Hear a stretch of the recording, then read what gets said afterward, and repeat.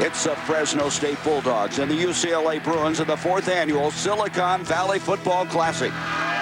Fresno State and their fans have traveled 130 miles to San Jose, and they plan to turn Spartan Stadium into a sea of red. UCLA wants one final holiday present as they try to put a damper on the Bulldogs' holiday spirit. And the nation's best defensive end, senior sackmaster David Ball, looks to end his spectacular career on a high note. The teams have taken the field, and the kickoff is just moments away. It's the Silicon Valley Football Classic coming to you from Spartan Stadium in San Jose, California, as Capital One Bowl Week continues.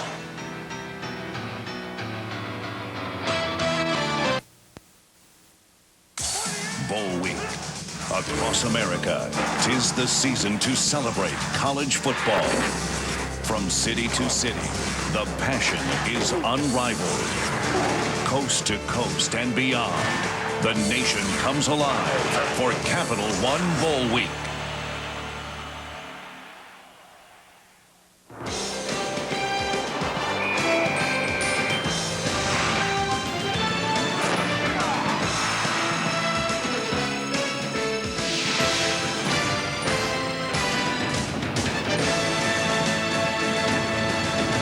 Tonight from Spartan Stadium in San Jose, it's the 4th annual Silicon Valley Football Classic. It's the Bruins of UCLA squaring off against the Bulldogs of Fresno State. Hi, everybody. I'm Gary Bender. I want to wish you a healthy and happy new year. My partner is John Cooper, who should know something about bowl games. He took 14 teams to postseason play. John, Fresno State is really excited about this ball game. They think they can make a statement. Well, Fresno State's excited, but Gary, I'll tell you who's really excited is their head football coach, Pat Hill. He would love to play UCLA every year. He'll play them anywhere. He'll play them in Los Angeles, in the Coliseum, and Poly Pavilion, but tonight he gets a chance to play them here in San Jose, and Fresno State's got a lot of fans down here. It's a very exciting game for Fresno State. One of the keys to the game is how will Fresno State block Dave Ball, who led the nation in sacks. They're hoping that D'Artagnan Shack, a sophomore tackle, can handle him one-on-one. I don't think Shaq can handle him one-on-one. Dave Ball is a great football player. I think Fresno's going to have to change their game plan, put a tight end on that side, or else keep a back end. Dave Ball is a great defensive football player, the all-conference defensive player of the year. Well, we had a storm blow through the area. It rained all day, and the conditions are not good on the field. For more on the story, here's Anne-Marie Anderson. Well, guys, it's already a mess down here. 15 minutes before kickoff, there was a crew putting turf fix on the field to fix pregame warm-ups mess. Now, this field is always muddy. It doesn't drain well. It's below the water table. That may lead Fresno State head coach Pat Hill to use running back Rodney Davis more than he has in the past. Davis is a proven mudder. He has a naturally short stride, so these conditions are really suited to him. In fact, last year in the Silicon Valley Classic, which was also muddy, Davis had 2 touchdowns and was the offensive MVP of the game. All right, Anne-Marie, we will not get any more rain tonight, but the damage is already done. You can see the temperature. It's going to get very cold before the night is over. The wind, not that big a factor, but it's clear and cold. Justin Medlock will be kicking off. They won the toss, deferred. Fresno State has Bernard Berrien and Adam Jennings going back deep.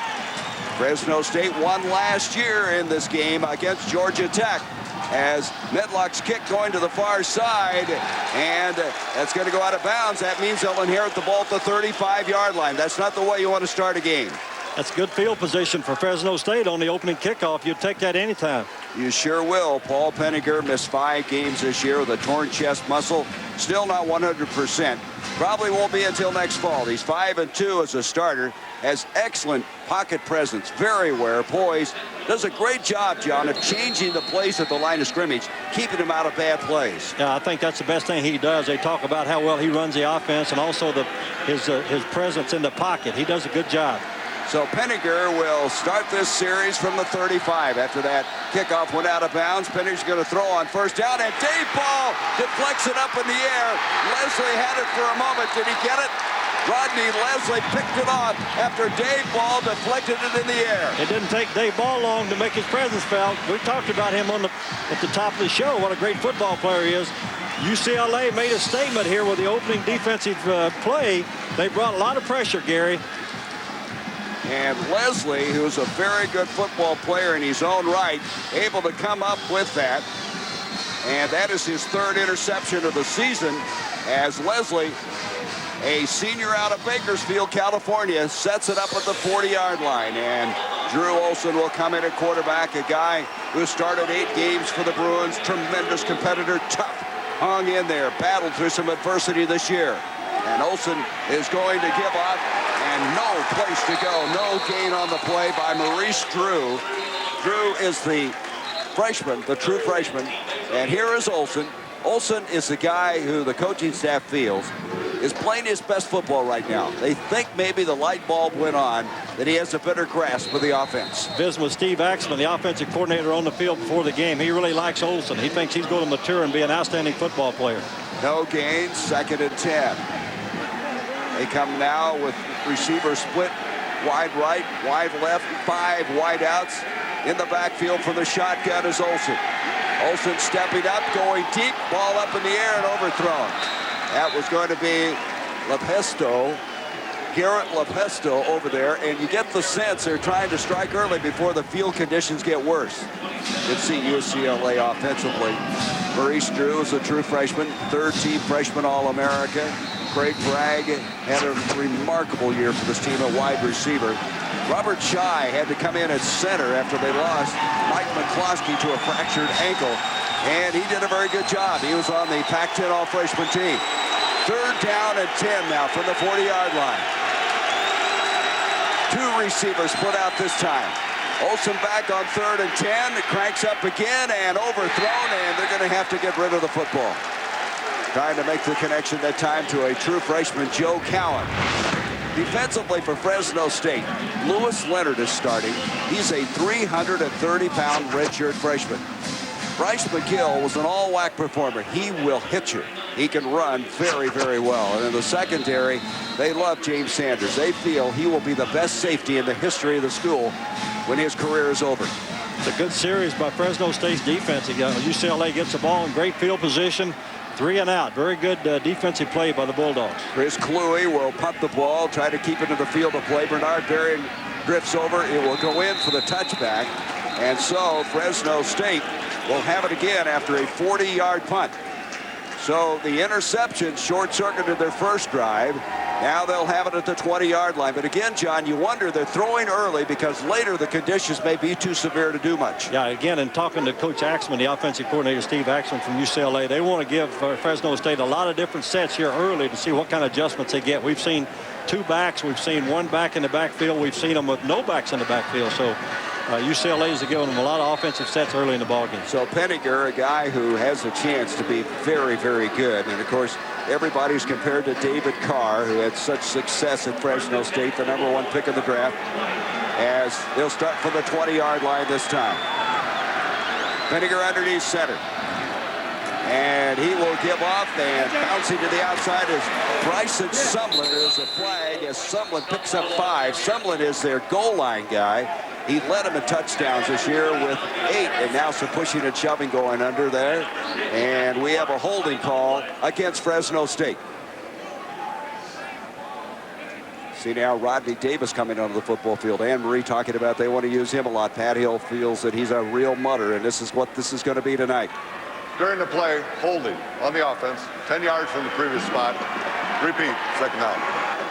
So Fresno State kind of shooting themselves the foot here early with interception, and now with the hold. Taking a look at their offense, I really am impressed with Spock. Steven Spock, he can block very well.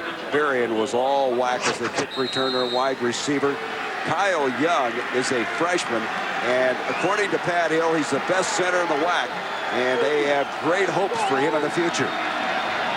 1st down now, a long ways to go as they try to get some of it back, and this is going to be Berrien moving the ball out to the 17, a gain of 8. Berrien is a guy who was hurt last year and has battled back from a severe knee injury.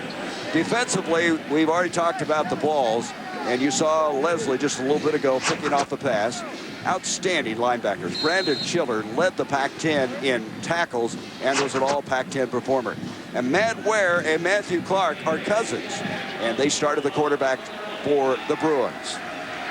2nd down coming up, still 12 yards to go. Penninger with 2 wide outs this time. Penninger, backside pressure, gets it up the field. It's caught for the first down. Mark Wood, the junior tight end from Upland, California, snagged it, went high, came down with it. He had only 2 catches in the regular season, but he's coming on. This is the way you attack the 2-deep zone. You get your tight end down the middle.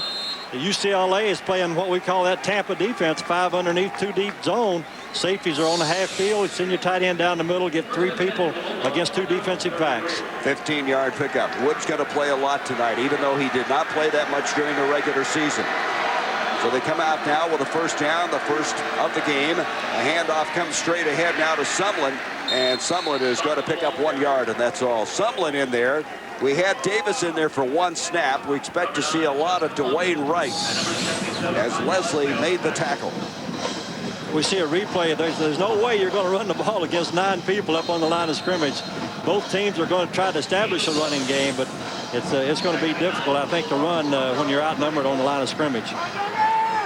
Dave Wall, they got to know where he is all time. 16.5 sacks this year. Already deflected 1 for an interception. 3 wideouts, and that pass not well thrown. Joe Fernandez, the intended receiver, he is the son of, you might recall this guy, Mervyn Fernandez, who played so many years for the Oakland Raiders. Yeah, and again, UCLA is playing the zone with a rolled up corner. I think that was an ill-advised pass. I would not try to throw the ball in the flat when you got a corner that close to the line of scrimmage. Carl Durrell, who just turned 40 years old, a guy who admits the honeymoon is over because of the success of USC. They started so well, 6-2, and lost their last 4 games.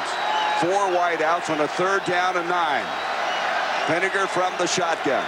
The snap from Kyle Young. Penninger looks, got a man, and it's caught. The catch is made by Adam Jennings, a sophomore out of Sacramento. They've got a first down all the way down to the 41 of UCLA. A 23-yard pickup on the play. This is the way you attack the 2-deep zone. I'm surprised. Bernard Barron at the top of your screen is wide open. You send 4 receivers on a vertical route. It's impossible for those 2 deep safeties to cover the width of the field. Very good play selection. A good throw by Paul Penninger. Jennings, a guy who's not very big, 5'10", 175 pounds, but the coaches will tell you he is a warrior. He plays the game the way it's supposed to be played. 23-yard pickup, and they're at the UCLA end of the field. Slipping man and trying to come up with the ball is Dwayne Wright, and that's what we talked about. It is really treacherous there, John, from about the 40 to the 50-yard line. You're exactly right. The running back actually almost slipped down before he got the ball. I think that's why we'll see Rodney Davis a mutter in the ball game here real quick. They get a yard out of it.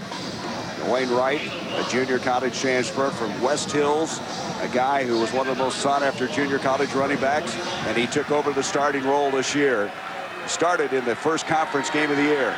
3 wideouts on a 2nd down and 9 now for the Bulldogs. No score, just underway.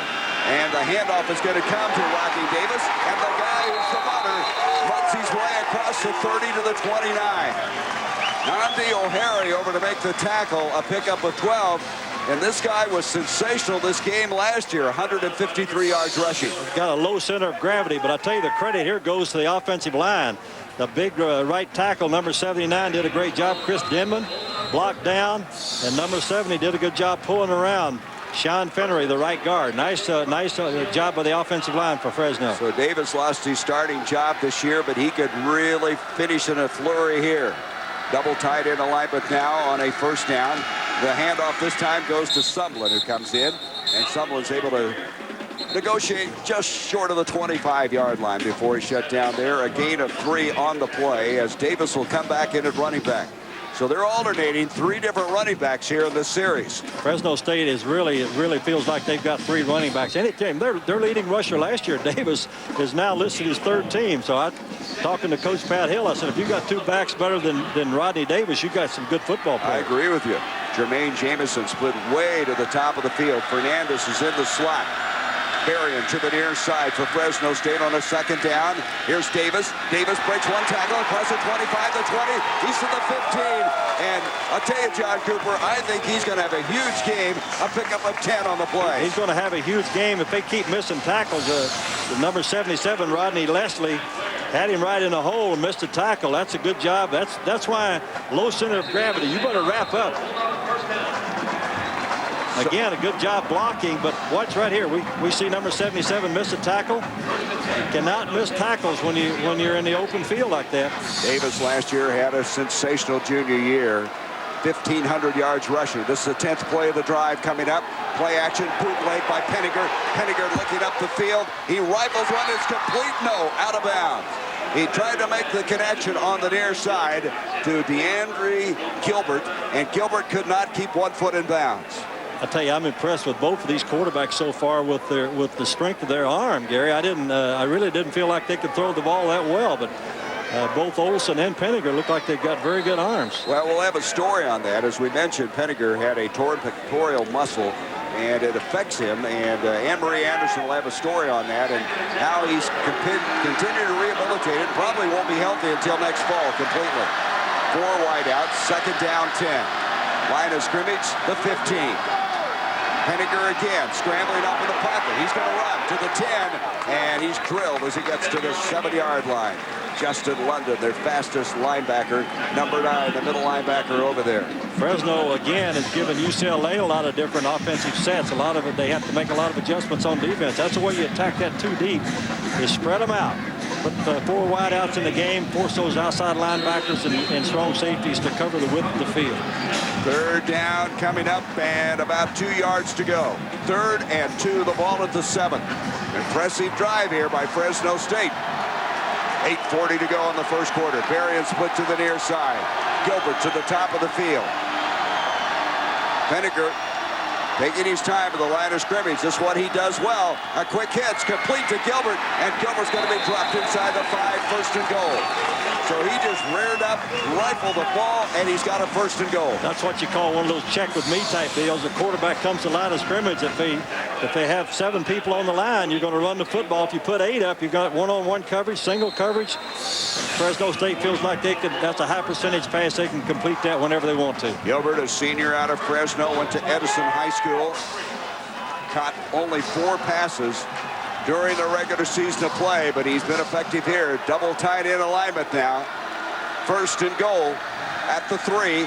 Handoff to Sumlin, their goal line guy, and he's going to be stopped a couple of yards short of the goal line. Sumlin this year with 8 rushing touchdowns. Yeah, he's their short yardage ball carrier. He's a 2nd-team running back, but he's a guy that they put in when they get down on the goal line. A little surprised UCLA, Gary, is not jumping into a goal line defense here. I think you've got to put another defensive lineman in the game because Fresno State is going to run the ball north and south here on the goal line. We talked about how excited Fresno State is about this game, and right now they're showing it. After that early interception, they've recovered. 14th play of the drive. 2nd and goal at the 1. Handoff to Sumlin again. Sumlin is in for the touchdown. And so the Bulldogs strike first. That is a confidence builder for that young offensive line for Fresno State. The center, I thought Kyle Young in particular, he's a freshman, 6'5", 320-pound freshman, did an outstanding job on the short yardage. Well, we heard about Kyle Young, so we're not surprised by his ability. They were kidding you, John, that he's one of those guys that Ohio State lets slip through the cracks. He's the kind of Buckeye they usually play with. Yeah, they act like they don't have any players. Trust me, they got a lot of players that can play for a lot of colleges around the country. 14-play drive, covering 80 yards. Point after attempt by Brett Visentainer. His kick is up, and Fresno State leads it 7-0. 7:24 to go as Sumlin with his 9th rushing touchdown of the season, and the Bulldogs are on the board.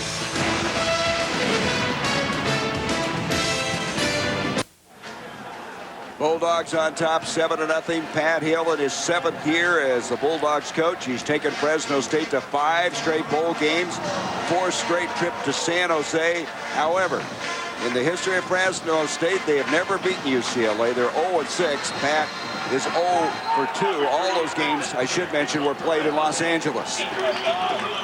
Visentainer is going to kick off. Visentainer, who's been kicking with a bad ankle. Akeel Harris is back and make that Maurice Drew, and Drew is going to be nailed. I mean, Fresno State is flying around, and Drew's forward progress will be stopped just outside the 25-yard line. Media timeout. 7-0. Media timeout. As Drew gets unloaded upon. We'll be back. ESPN's exclusive presentation of the 2003 Silicon Valley Football Classic. Brought to you by The Element from Honda. Every piece has its purpose. By Citi Identity Theft Solutions. Free help getting your life back. That's using your card wisely. And by ADT, America's residential and commercial security leader. Call 1-800-ADT-ASAP. Well, they have a Christmas park here in San Jose, and people out ice skating. Fresno State excited. They're up. I would think, John Cooper, that UCLA needs to respond here. They were 3 plays and out on the first drive. Yeah, I don't think there's any question about it. I think you're going to see Fresno State crowd the line of scrimmage, make UCLA throw the football. They will start this drive just across their own 25-yard line. Drew Olson will take the snap, and he's going to give off to Drew, and Drew will be able to negotiate the 29, a gain of 3 on the play. I tell you, UCLA, John, has been a slow starting team this year, and we're going to show this graphically. They've been outscored in the first quarter 93-36. Now, is that just because they're a young football team? Well, I think that they're a young football team, but I tell you, you better not get too far behind right now against this fired-up Fresno State football team. I think we'll see UCLA try to establish a running game. You've got to do one or the other. I don't think you can mix it up this early in the game. Well, Drew is their guy who's kind of like a bowling ball guy. He'll bounce off of people, and here he comes up the field again, and he's going to be stopped at the 34. Capital One Bowl Week continues Wednesday on ESPN and ESPN2 as Lee Evans and the Wisconsin Badgers meet Carnell Cadillac Williams and the Auburn Tigers in the Gaylord Hotels Music City Bowl at noon Eastern on ESPN. And then at 3:30 Eastern on ESPN2, Conference USA champion Southern Miss takes on Mountain West champion Utah in the Axel Liberty Bowl. Coverage begins with College Game Day, built by the Home Depot at 11 a.m. Eastern. It's all part of the Capital One Bowl Week on ESPN and ESPN2. Third down, a long yard to go. Drew spinning.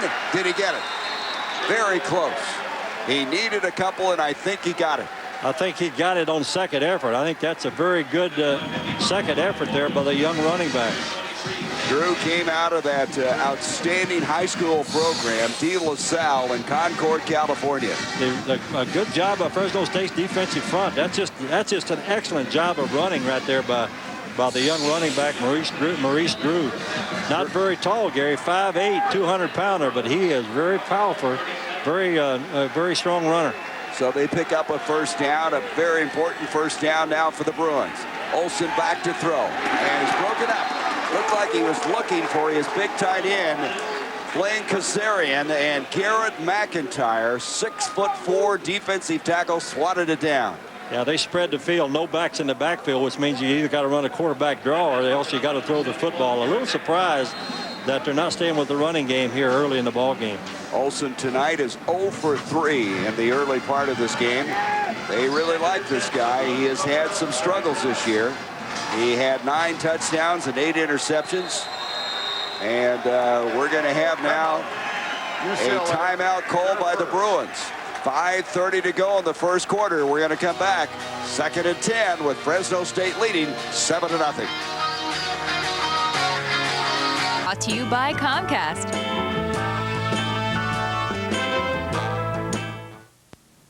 Greetings from San Jose, America's 11th largest city and the capital of Silicon Valley. We're delighted that 2 California powerhouse teams are competing in the 4th annual Silicon Valley Bowl, made possible by local companies like HP.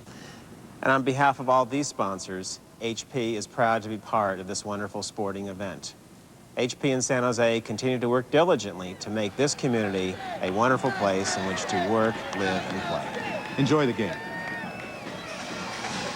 And we plan to do that. We will enjoy the game. UCLA using a timeout here at the 5:30 mark, trying to regroup. They know how important this series is. What happened, Gary? They only had 10 people on the field. They're trying to give a lot of different formations, a lot of 3 wides, 4 wides, 1 running back, and they only had 10 people in the game, so the quarterback wisely took the timeout. So we come to a second down 10 as we come back to Spartan Stadium. Olsen over the middle, and it's a bullet, and it's completed. Excellent throw, and Craig Bragg, their leading receiver at 68 catches a first down ball, a pickup of 11. Bragg is a special player. This is a good route, and he is their go-to receiver, number 87, 6'2", 191-pound junior. Had 2 great years already. Looks like he's going to be an outstanding football player for the Bruins next year. Had 4 100-yard games. He was the team's co-MVP. He is out of the San Jose area. Bellarmine Prep is where he went to high school. First down now. Olsen is going to give off to Drew, and Drew is banged down this time, smacked down. Good reaction that time by James Sanders. Welcome to Spartan Stadium. This is the Silicon Valley Football Classic. I'm Gary Bender along with John Cooper and Anne-Marie Anderson. UCLA coming in here, meeting this Fresno State team who has returned to this classic for the 4th straight year after winning last year against Georgia Tech. Gary, I think we're going to see Dan Brown, the defensive coordinator for Fresno State. He is determined that UCLA is not going to run the football. Now we've got 8, 9 people on the line of scrimmage or close to the line of scrimmage. Second down 10, a mishandled snap. Olsen able to come up with it. No gain on the play. They're playing right now in the part of the field that's already chewed up as he tried to come out from underneath center. Let's watch it.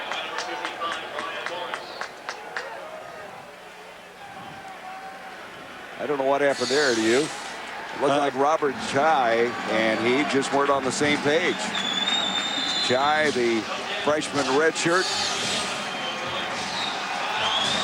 Didn't look to me like the ball got to him. I don't think the center got the ball up to the quarterback. Now we've seen 5 defensive backs on the field for Fresno State, what we call a nickel package.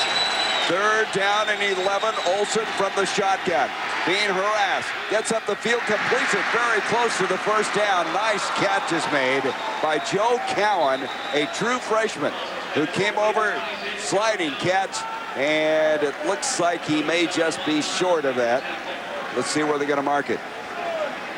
Good pressure by Claude Sanders, the outside linebacker, number 47, but I can see why Steve Axman liked this quarterback. Drew Olsen has impressed me, Gary, with his ability to throw the football. 4th down. Let's go down to Anne-Marie Anderson. Anne-Marie, there's been a lot of sickness on this football team. Yeah, they have. UCLA squad has had nearly a dozen players step out at some point this month. Safety Jared Page told the trainers when the team arrived here in San Jose Saturday that he wasn't feeling well. Immediately, the team separated from his roommate in order to prevent further contamination. He didn't practice Saturday or Sunday, but he's out here today. And here's Drew. He's not going to get the first down. He's slammed down for a loss. Back to the 45 on 4th down. They went for it. They weren't even close to getting there. Again, credit Dan Brown, the defensive coordinator. You're not going to run against 9 and 10 people on the line of scrimmage like that. McIntyre, yeah. UCLA's offensive line's got to do a better job. That was Sanders and McIntyre who shut this down. I mean, they just stuffed it. And they'll take over.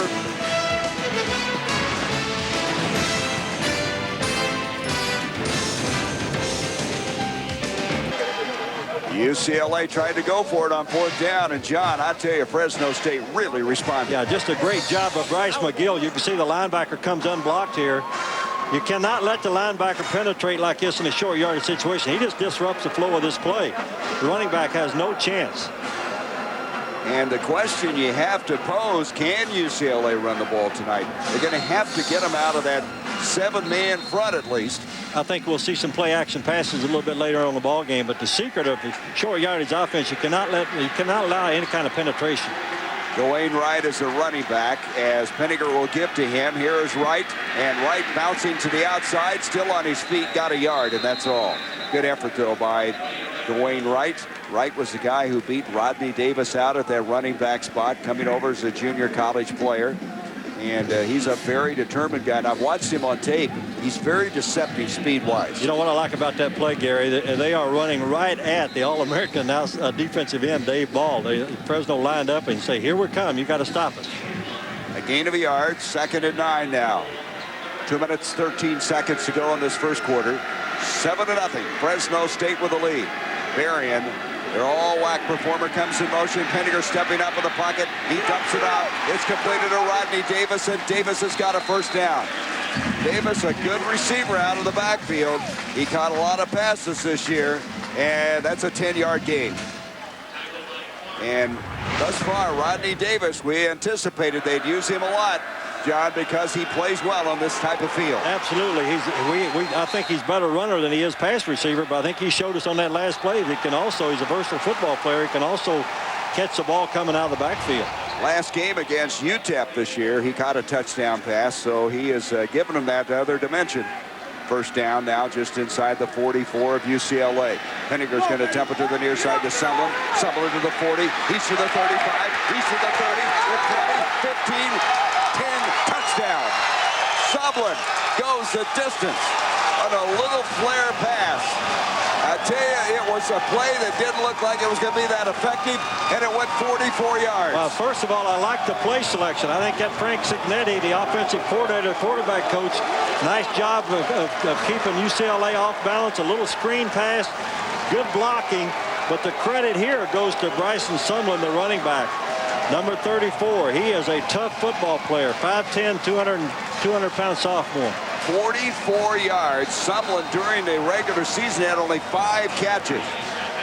3 plays covering 55 yards. And now this Tainer will try to make it a 14-0 game. And UCLA's got to be stunned. They're down 14-0. And thus far, what you see early is they're going to have a tough time trying to come back by running the ball. Gary, this is a well-executed play. A little screen pass. You flare the back. You get your big lineman, number 74, out in front. Well, it's a good job of open field running. I don't know where the safety was on that play. When you're in too deep, your deep half-field safety should be there. Good job. Good job of play selection. Well-executed play. It only took a minute 16 in time of possession. Hey, Thursday morning, the Capital One Bowl Week continues on ESPN at 11 Eastern as 2 of the top 17 teams in the country meet in the Outback Bowl as Kirk Ferentz Iowa Hawkeyes meet the Florida Gators. Coverage begins with College Game Day, built by Home Depot at 9:30 a.m. Eastern. All part of the Capital One Bowl Week on ESPN and ESPN2. Kirk Ferentz is 4-3 this season against bowl teams. And, of course, Leak, the freshman quarterback, has given Florida a real lift. One of the best young quarterbacks in college football, Chris Leak, doing an outstanding job for Ron Zook and the Florida Gators. Paul Penninger, by the way, now has completed passes to 6 different receivers. And, of course, the last one going 44 yards for a touchdown. Tainer kicking off again. He's going to be hauled in at the 12. Up to the 20-yard line comes Maurice Drew, and Drew fights his way forward close to the 30 before he'll be dropped by Marcus McCauley. 20-yard kickoff return. Let's go back to the touchdown to Sumlin. You'd like this call, John. I love this call, but also the field conditions come into play here. No wonder a UCLA player missed a tackle. He slipped and fell down. You can see him slide, overran the play, and slid. The linebacker overran the play. Good job by the big lineman, number 74, getting out. That's Shaq, number 50, the left tackle, pulling on that play, doing an outstanding job. Sumlin out of Bakersfield, California. The guy who is a sophomore, and he led them in rushing touchdowns, and now with a rushing touchdown and a pass catch for a touchdown. There's a ball thrown intended for Mercedes Lewis, their huge 6'6" tight end, and deflected off the hands of Todd Garcia, a linebacker. Lewis is an amazing prospect, has a great future ahead of him, but they had that play covered.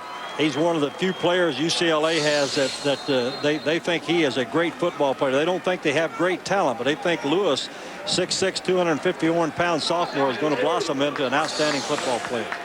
He's got to bring up now, second down, 10 yards to go, 3 wideouts.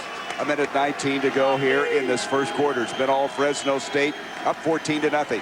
Olsen gives off to Drew. Drew bounces forward and make that Akeel Harris. And Akeel Harris makes it to the 36, a gain of 4.5 yards on the play. That's James Sanders, number 23, coming up and making the play. That's what, in talking to Dan Brown, the Fresno State defensive coordinator, they're going to bring Sanders a lot. He's a strong safety, which gives them an 8-man front. So now a lot of changes for Fresno. They're getting there late. They may have to use a timeout. They're going to call a timeout. They had some changes defensively. Couldn't get them on the field. So they will use their first timeout.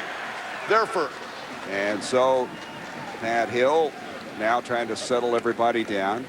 And he is the type of guy who will take on anyone. He'd love to have him play here, but he'll go on the road, and he's glad to have UCLA here in San Jose.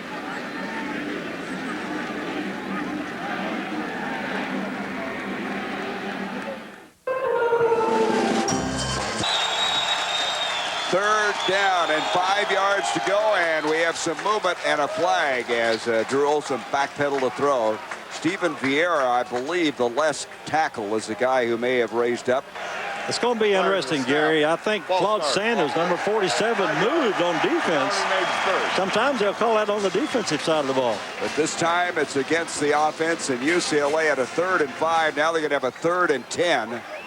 And when you're struggling, that can really be tough to dig out of a hole. Yeah, I think you look for Craig Bragg, your go-to wide receiver. I think he's the guy we'll see UCLA try to get the ball to. Or this guy, number 19, Lewis, who played basketball last year for the UCLA Bruins.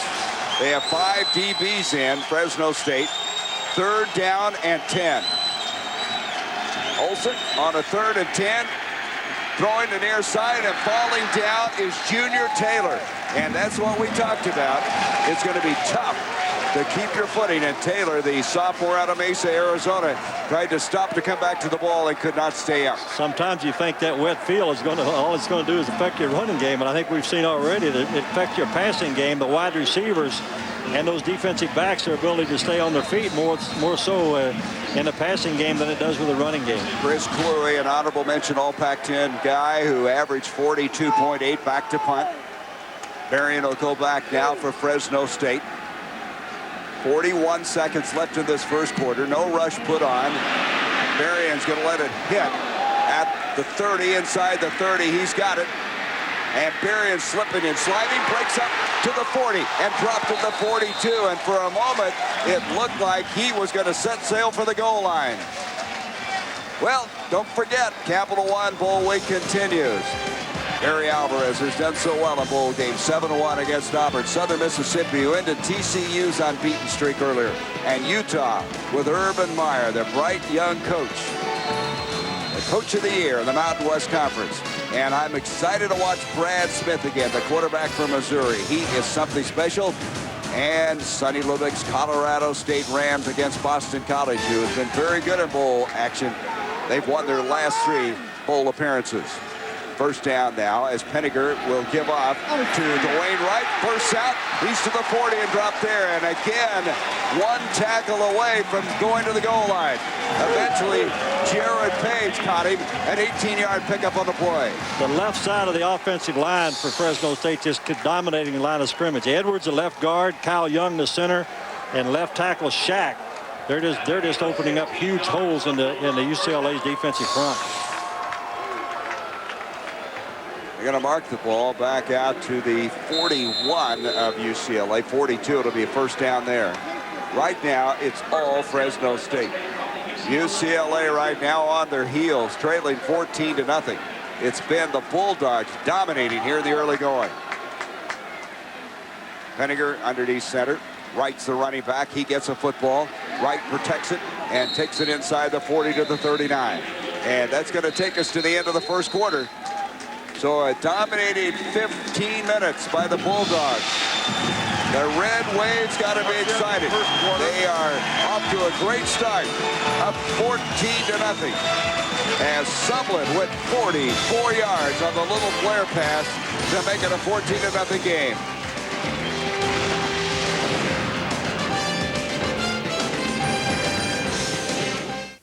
The 2004 ESPN Sports Almanac in bookstores and online now.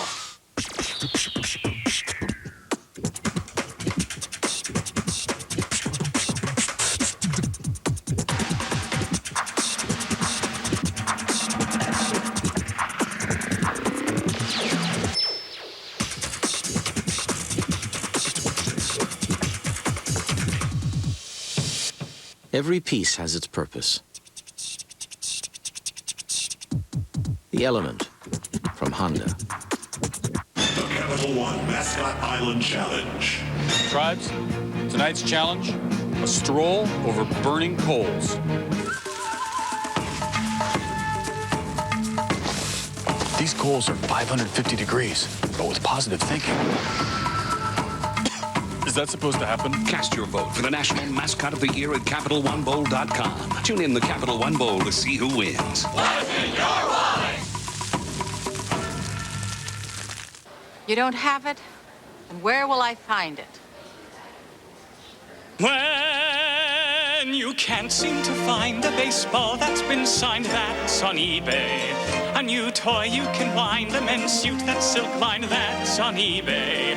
Phones that ring, organize a thing, jazz or swing, nice bling-bling, that's on eBay. Buy today and it's on its way. Other users say you will feel okay, that's on eBay. Hand me down the walking cane, hand me down my hat. Oh.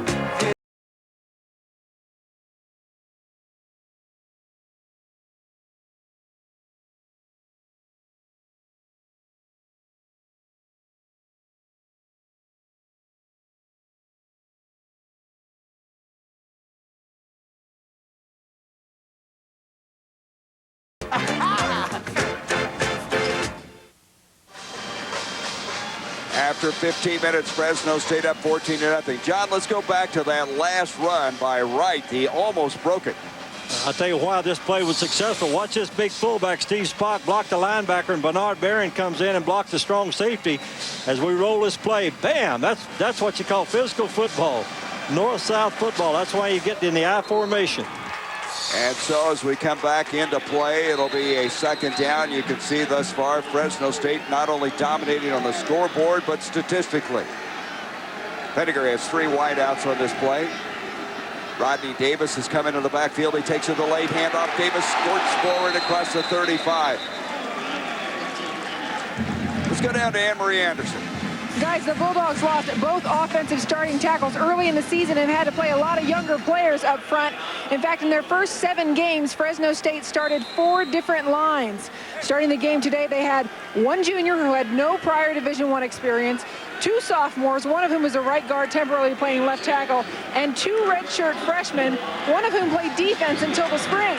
More good news for Pat Hill is that next year he'll have 8 offensive linemen returning with game experience. And on top of that, right now they're dominating. They are dominating that defensive forward wall of UCLA. Here's handoff to Sutherland, breaks 1, 2 tackles, and he got the first down. He had been stopped short of that first down, but he fought forward and got it as he gets to the 31-yard line. That's just a great job of running right there. Justin London, the inside linebacker, number 9, should have made the tackle. He hit him at the line of scrimmage, but an outstanding job. I'm impressed with these running backs, Gary, from Fresno State. They've got 3 of them that look like they can play for about any team in the country. Jared Page, who'll smack you, could not get the job done, and he ran off his tackle for the first down. So they start the second quarter the way they began this football game. Penninger back to throw. He dumps it. He completes it to Mark Wood, the tight end, and he is going to move to the 20, and that's another first down. An 11-yard pickup, and Mark Wood, a guy who's a junior out of Upland, California, getting some playing time here tonight. Fresno doing a great job of attacking the 2-deep defense. They're running the defensive backs off, running the underneath routes, a little tight end delay, or hitting the fullback over the middle. Good job, good way to attack the 500 2-deep defense. Larry Kerr, who was on Sonny Lubbock's staff at Colorado State, did such a great job. Right now, he has a look of concern, as he well should. First down at the 20. Davis bouncing forward, trying to follow that offensive line, gets inside the 20. Maybe no gain on the play, as that time UCLA did a good job. Now, UCLA likes their defense. It's been their offense that has struggled. They feel this is one of the best defenses they've had in several years. They were 3rd in the Pac-10. Larry Kerr is an excellent coach, and they gave up 320 yards a game, and in this first half, already Fresno State's headed for a bigger night. I think we'll see Larry Kerr make some defensive adjustments. I think we'll see him bring more pressure, put 8 people in the box, force Fresno to throw the football. Second down, let's make it 9 yards to go. Penninger from the shotgun. He tries to complete it to Dwayne Wright. Just a little too tall for him that time, as he threw it past the outstretched arm of Wright.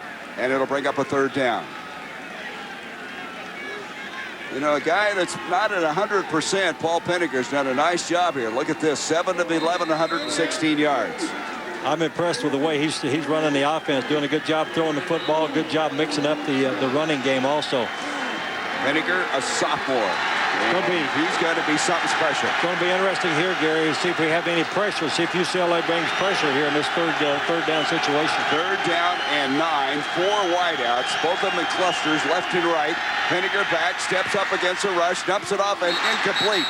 He read it well, tried to hit Matt Rivera, the back coming out of the backfield. He did not throw it well. But Penninger had good pocket presence that time. I think he might have made a mistake there. It looked like to me he could have run for a 1st down. UCLA only rushed 3 people, 3 and dropped 8. It looked like Penninger had plenty of running room. So that means Brett Vicentainer will come in, the 2nd-team all-WAC place kicker. This will be a 36-yard attempt. He was 20 of 26. Again, he has been kicking with a bad left ankle. The kick is on the way, and it's got enough distance. It's good. So Vicentainer gives Fresno State a 17-0 lead. 36-yarder. Pat Hill has got to be excited. Vicentainer, Jr. nails it. You can see the footing a little treacherous, but it is effective. Paul Penninger has his troops on track. 17-0 lead. Vicentainer kicking off. It's going to be Maurice Drew coming up across the 10 to the 15 to the 20. Kind of hunting and pecking his way, then bounces outside to the 30. Slow starting play, but he had good vision on the play and made a nice return of 18 yards. Going to set it up at the 30. Well, with John Cooper and Ann-Marie Anderson, I'm Gary Bender, and welcome to the 4th annual Silicon Valley Football Classic from Spartan Stadium in San Jose. It's been all Fresno State here, leading 17-0. Dave Ball with 1 tackle. Now, he did deflect a pass early in the ball game that set up an interception, but it's just been, right now, a hammering by this Fresno State team. I'm really impressed with Fresno's versatility on offense. They're running the ball and throwing the ball, doing a good job mixing it up. In motion comes Pat Norton, the fullback. Here is Olsen over the middle, and there's Mercedes Lewis. Can't hang on, and James Sanders was there to knock the ball away. Sanders is something. Remember this name. He is going to play on Sundays. He is a sophomore out of Porterville, California. Yeah, he's an all-WAC, first-team all-WAC player. He's a leader of that defensive football team. And Gary, if it's a running play, he's up on the line of scrimmage making a tackle. If it's a pass play, he's playing center field. He's everywhere. First-team all-WAC pick, leading tackler, had 2 interceptions. He is just a force defensively. Olsen now is 2 of 8 for 21 yards passing. He needs something here. 2nd down, 10. Deep drop, sets up the screen, complete the throw, and he's annihilated. I mean, he is drilled. Outstanding play that time by D. Mesa. The free safety, the senior out of Santa Ana, lost at 5, and Mesa is their most inspirational player. He is so popular on this team. He's a very popular player and a very good player. Good enough to play corner last year, Gary. Watch him. He's a safety. He comes out of nowhere here and makes a play. This is a form tackle. Well, that's how you tackle. You keep your head up, wrap your arms, and keep those feet driving. Outstanding tackle in the open field. Look at that. He's not that big either. 5'8", 180 pounds. 3rd down, 4 wideouts, 3rd and 14. Olsen going to the near side. Bragg is down there, broke it up, double coverage incomplete. Good coverage that time. Therian Fontenot was over there. Also Nate Ray. It'll bring up a 4th down. Yeah, this is a good job with redirecting the receivers. We can see right here, number 24, Richard Marshall doing an outstanding job. Actually forced the receiver out of bounds. I'm going to tell you something. UCLA right now has nothing going offensively. Fresno State's completely outplaying them in all phases of the game. Offense, defense, and special teams. And so now to punt the ball will be Chris Cluey. Cluey's punt, hit it well. Berrien going over, he's got to get away from it. It'll take a UCLA bounce. It'll roll down to the 30, inside the 30, and that's where the Bulldogs will get it. So Fresno State up 17-0 at the 11:10 mark of the 2nd quarter. A 45-yard punt by Cluey.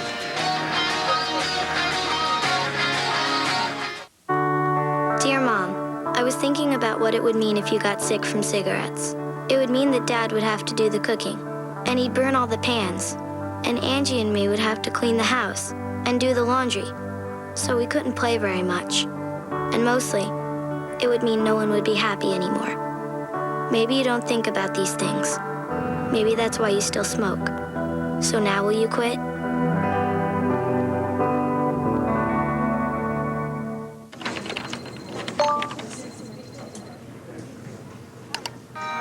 Congratulations! You've launched the pink slip virus. Your office is now infected. They'll soon trace it back to you.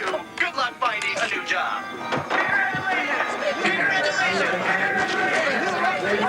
Want to get away? Now you can with Southwest Airlines Internet specials for just $39 to $99 when you purchase by January 19th, only at southwest.com.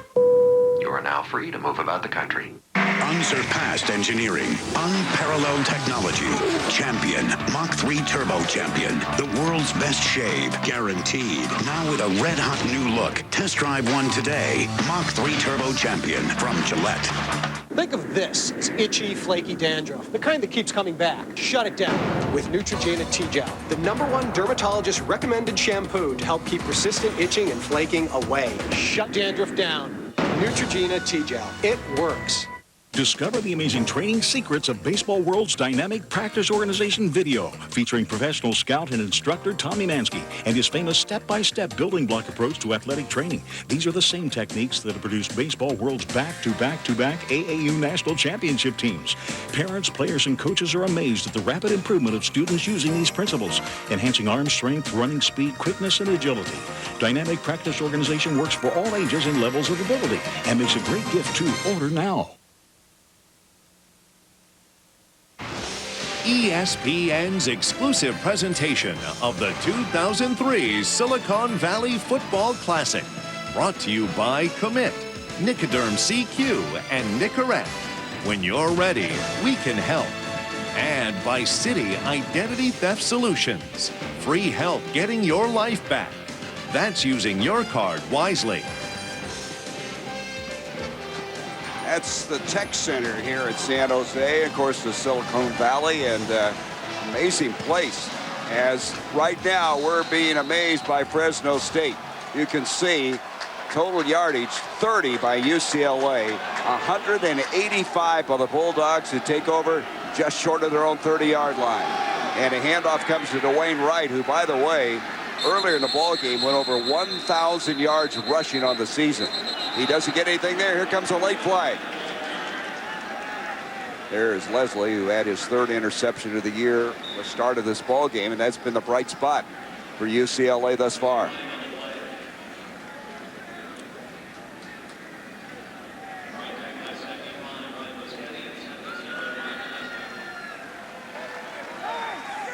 After the play, personal foul on the defense. 15 yards from the end of the run. Automatic first down. Well, the frustration starting to set in on UCLA. And I didn't see that happening, but I thought Larry Kerr, the defensive coordinator, made a good adjustment. Looks like he had 8 people crowding the line of scrimmage trying to force Fresno State to throw the football. Second penalty now for a total of 20 yards against the Bruins.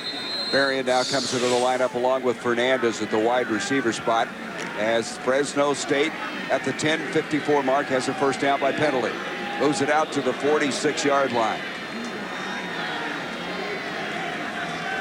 And the throw over the middle, and it's broken up. Intended for Alec Greco. And I know the Holiday Bowl always has a lot of fireworks. Let's go to Reese Davis, see what's happened. And Gary, nothing different this time in San Diego either. Washington State on top of Texas, 28-13, getting late in the fourth. Chance Mock in a quarterback, and he finds Roy Williams. And suddenly it's an 8-point game. Horns trying to get the ball back. And I tell you, Reese, you're going to have a lot of scoring calls before the night's over. That has always been an outstanding football series, a bowl series. Here's a handoff now to Rodney Davis. Davis, first shot across the 50 to the 45. He's close to the first down. Dave Ball made the tackle. 10-yard pickup on the play, and Davis is headed for a big night. There's the consensus All-America who had 16.5 sacks to lead the nation. He won the Morris Trophy as the Pac-10 Defensive Player of the Year, chasing the ball down from behind, but not until they picked up the first down. One thing you can count on Dave Ball, he's going to give you great effort. He's never out of a play. That's a good example of what pursuit can do. First down, and Fresno State now will split out Adam Jennings to the near side of the field. Dwayne Wright is the running back. He's got the football, trying to turn the corner, fights his way, pumps his legs, and good gang tackling that time to the Bruins. I think that's what UCLA has to do. They've got to get 8 people up. They've got to stop the running play. Good job there by Spock, the tight end, H-back, fullback, whatever you want to call him. 6'4", 250-pound junior, but actually they've got him in there for blocking reasons only. Spencer Havener was one of the guys on that gang tackling situation. The linebackers for UCLA are excellent. They can run, but thus far, Fresno State has been able to neutralize them. Second down, 9 yards to go. 3 wideouts on the play. Penninger back over the middle and intended for Mark Wood, and it's picked up. It's intercepted. That's Schiller. Brandon Schiller, no. They're going to say it hit the field. It is incomplete. Looked like he made the interception. I think he dropped the ball there right at the end of the play. Schiller, who is this year with 1 interception, couldn't quite pull it off. And it's going to bring up a third down. UCLA needs a turnover. They need to make something happen on the defensive side of the ball. Get back in this ball game. Well, that was a good call. He didn't have it. Schiller, the senior out of Carlsbad, California. Third down now. Third down and 9. 3 wideouts again. Fernandez to the near side. And now Penninger changing the play. And UCLA changes their defensive set. The ball was going to be snapped, and they blow the play dead. We have a flag now. It's been thrown. I think we're going to see a delay of the game penalty. Delay of game offense. 5 yards. The down remains third. All right, we talked about Paul Penninger and his health with the story. Here's Anne-Marie. Well, guys, Penninger has been playing with a torn pectoral muscle all season long. He missed the first 4.5 games of the season.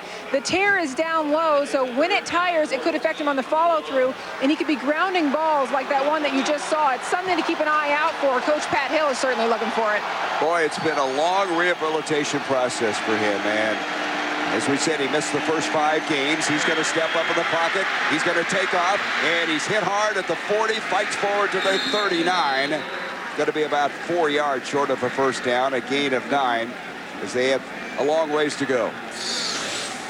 Watch Dave Ball here at number 43, the great All-American defensive end. You can't rush a passer when you can't keep your feet up under you. You know, I grew up on a farm and used to be in the corral all the time trying to herd cattle and hogs. That's about what that reminds me of. Its footing is really bad. I still think UCLA is going to have to stop some of these wide receivers from running vertical down the field when you play a 2-deep coverage. Mike Lingua is going to punt the football. Jared Page this time goes back for UCLA. Try to keep it in the field of play, going for the corner. Didn't quite get it, but let's see where they're going to mark it. They're going to mark it the 9. So Paul Penninger, they may be cleaning his cleats. Whatever he's doing, he better keep wearing those same shoes. 17-0 Fresno.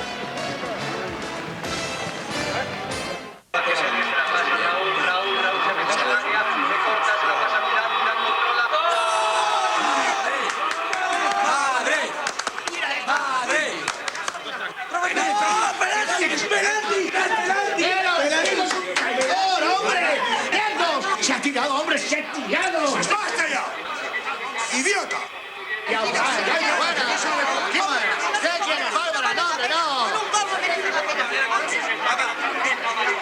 Put your trust in tradition and service. Jax Incorporated of Berwyn continues its quality, performance, and dependability guarantee in construction, industrial, and municipal equipment. Offering rentals, sales, and service, we're the right choice.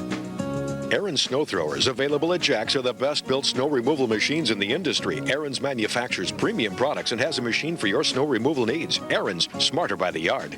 Experience true customer service. Jax Incorporated, family-owned and serving you for over 35 years. On the Style Network, we do things a little differently. They think the latest fashion should cost big bucks. We show you the same look for less.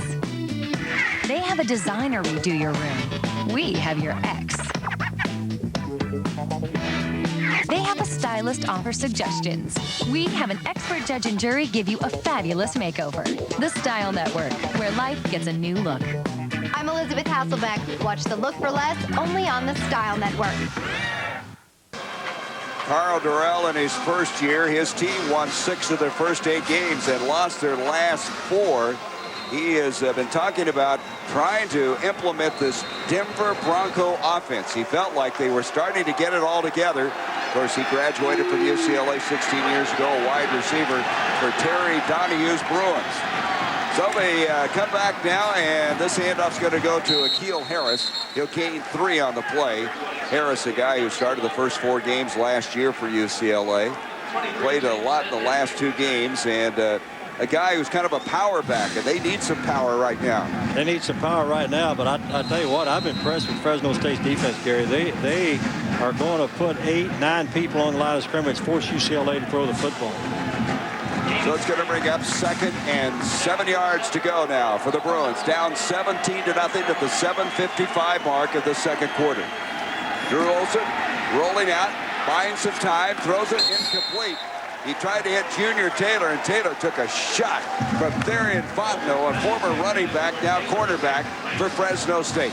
There was no receivers open. That's an outstanding job of Fresno State secondary. Now we see them coming with what we call a nickel package. They're doing a great job of situational substituting when they're bringing UCLA gets in a passing formation. Fresno State brings an extra defensive back in the game. So a 3rd down, and I don't need to tell you, UCLA needs to convert their 1 of 5 on 3rd down to the stage. Good time for either a draw or a screen. Maurice Drew has come into the backfield. Olsen back. Throws up the field and incomplete. He tried to hit the big tight end Lewis again. He wanted a flag. James Sanders was there. Lewis at 6'6", thought he was interfered with. I think that was a good call, good no call by the official. I didn't see any interference. I think that was an outstanding play by James Sanders. As you can see, Lewis wanted the flag. He didn't get it. But this is a frustrated team right now. But the replay we're going to see. No, we're not either. But that's a good play by Sanders, the all-conference strong safety. Bluey is going to punt the ball, and Varian will go back now for Fresno State. Going to kick it about 2 yards deep in the end zone. Rush put on. He hits a beauty. Beautiful punt.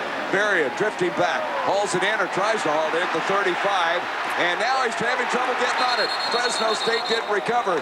How many times, Coach Cooper, have you seen that where a ball gets away from a player and it's so hard to find the handle after that?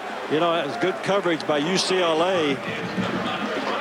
Who was that down? Richard Marshall, number 24 from Fresno State. He's the guy that fell on the ball. I thought that was a good job by number 26 from UCLA, though. The special teams player. That's Joe Cowan, though, the wide receiver. Outstanding job covering the punt. That was a 53-yard punt that time by Cluey. So Fresno State will start this drive from their own 27-yard line, and this is to Wainwright, and right out to the 30-yard line. It'll bring up a 2nd down. So now Fresno State with this lead, they'd like to chew up some time, keep some ball possession going. They've already had an 80 and a 40-yard drive in this football game. And in one of those particular series, they chewed up 6.5 minutes. Those linebackers from UCLA, Chiller, London, and Havner need to move up a little tighter to the line of scrimmage. They need to shut out this running game for Fresno State. Matt Hill's offense often rolling here tonight. You can see they were 9th in the WAC. It's a team that really came on down the stretch. They won 5 of their last 6 games. Lost the games early against some tough BCS teams. Here's Penninger rolling out. He completes it to Mark Wood, the tight end, and that's a 1st down. And Penninger is really doing a nice job, John. He's throwing the ball to so many different receivers. Another one to Wood, a 7-yard pickup on the play. Well, I like that call. It was a running situation. That's a good time to come with a play-action pass. It's pretty decent coverage by Brandon Chiller, the linebacker. Just an outstanding job of executing the offense by Fresno State. You know, these linebackers, I mentioned they can run. Chiller is very fast. Havener had 3 interceptions this year, London, but they are having a tough time. Here's a handoff now to Wright, and Wright pounds it forward.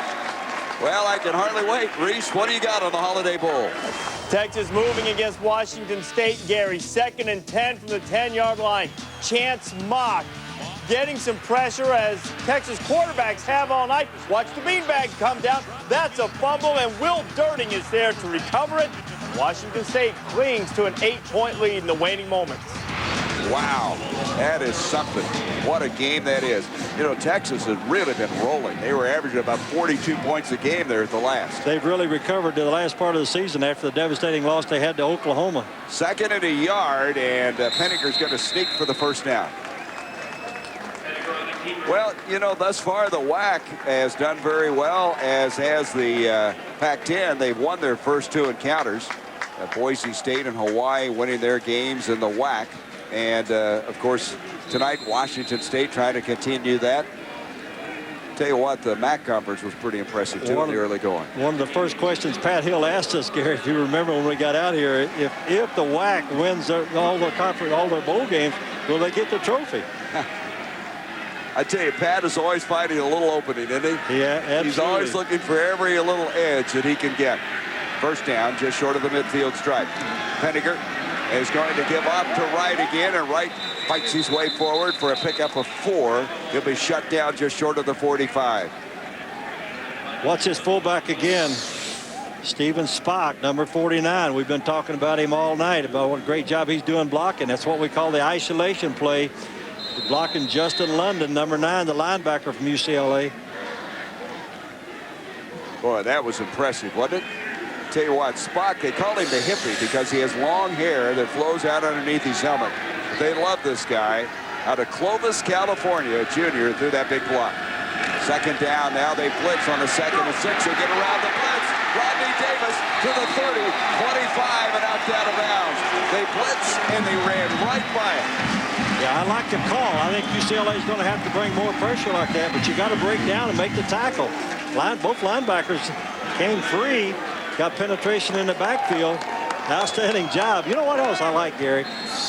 Rodney Davis is listed as a 3rd-team running back. How long did it take Fresno State's coaches to get him in the ball game? Well, I tell you, they remember last year when he gained 153 yards and was the offensive MVP. That's a 20-yard gain. What a luxury to have the running backs that they have in Wright and Sumlin and Davis. That's depth in the true sense of the word. And here's a handoff to Davis again. Davis bouncing to the outside with a 20. Stays on his feet. This guy right now is possessed. I mean, he is playing with great determination. He picks up 9 yards on the play. That's a missed tackle by Matt Ware, number 17. The right corner came up unblocked. You got to make the tackle like this. But again, what can you say? Rodney Davis, a low center of gravity. Anna Maria talked about him being a mutter earlier. That's a good example. He does a good job keeping his feet under him. I'll tell you what, that doesn't sound like a complimentary term, but it is. A mutter. And these circumstances are absolutely what Pat Hill wants. Berrien now comes split to the top of the field. Gilbert to the near side. 2nd down. They're about a half-yard short of the 1st down. Penninger being flushed out, throws it away. He got out of the pocket, outside the tackles, able to throw it. Quarterback pressure that time by Jared Page. Page, the sophomore, flying up from his strong safety spot. And it's going to bring up 3rd down and still a half-yard to go. First time I've seen that, and a good call there by Larry Kerr, the defensive coordinator. We saw Page, number 4, come unblocked. Jared Page is 6'1", 210-pound sophomore, 1st-team freshman All-American last year. See, he's hurt a little bit. He's had the flu. In fact, there was some concern whether he'd play tonight. He's had flu for at least the last 2 days. 9th play coming up. So they'll go for this 1st down now after having a play to play around with a moment ago. And a mishandled snap by Penninger. He's going to have to get on it. And that'll bring up 4th down. A little surprised. That looked like that was going to be a play-action pass. A little surprised Fresno just didn't run the ball and get the 1st down. They only had about 6 inches to go. And so that's going to bring in Vicentainer to attempt another field goal. Vicentainer earlier hit one from 36 yards. Watching him warm up here before the game and pregame warm-ups, a couple times he slipped from this position on the field. Well, look where he's lining up, John. I mean, he's right there in the middle of a mud area. This will be a 38-yard attempt. Out of the hold of Jordan Christensen. The kick is on the way, and the kick is wide left. I'm going going to tell you something. It is hard to kick here tonight. So Vincent Tater, 1 of 2. Fresno State still on top, 17-0.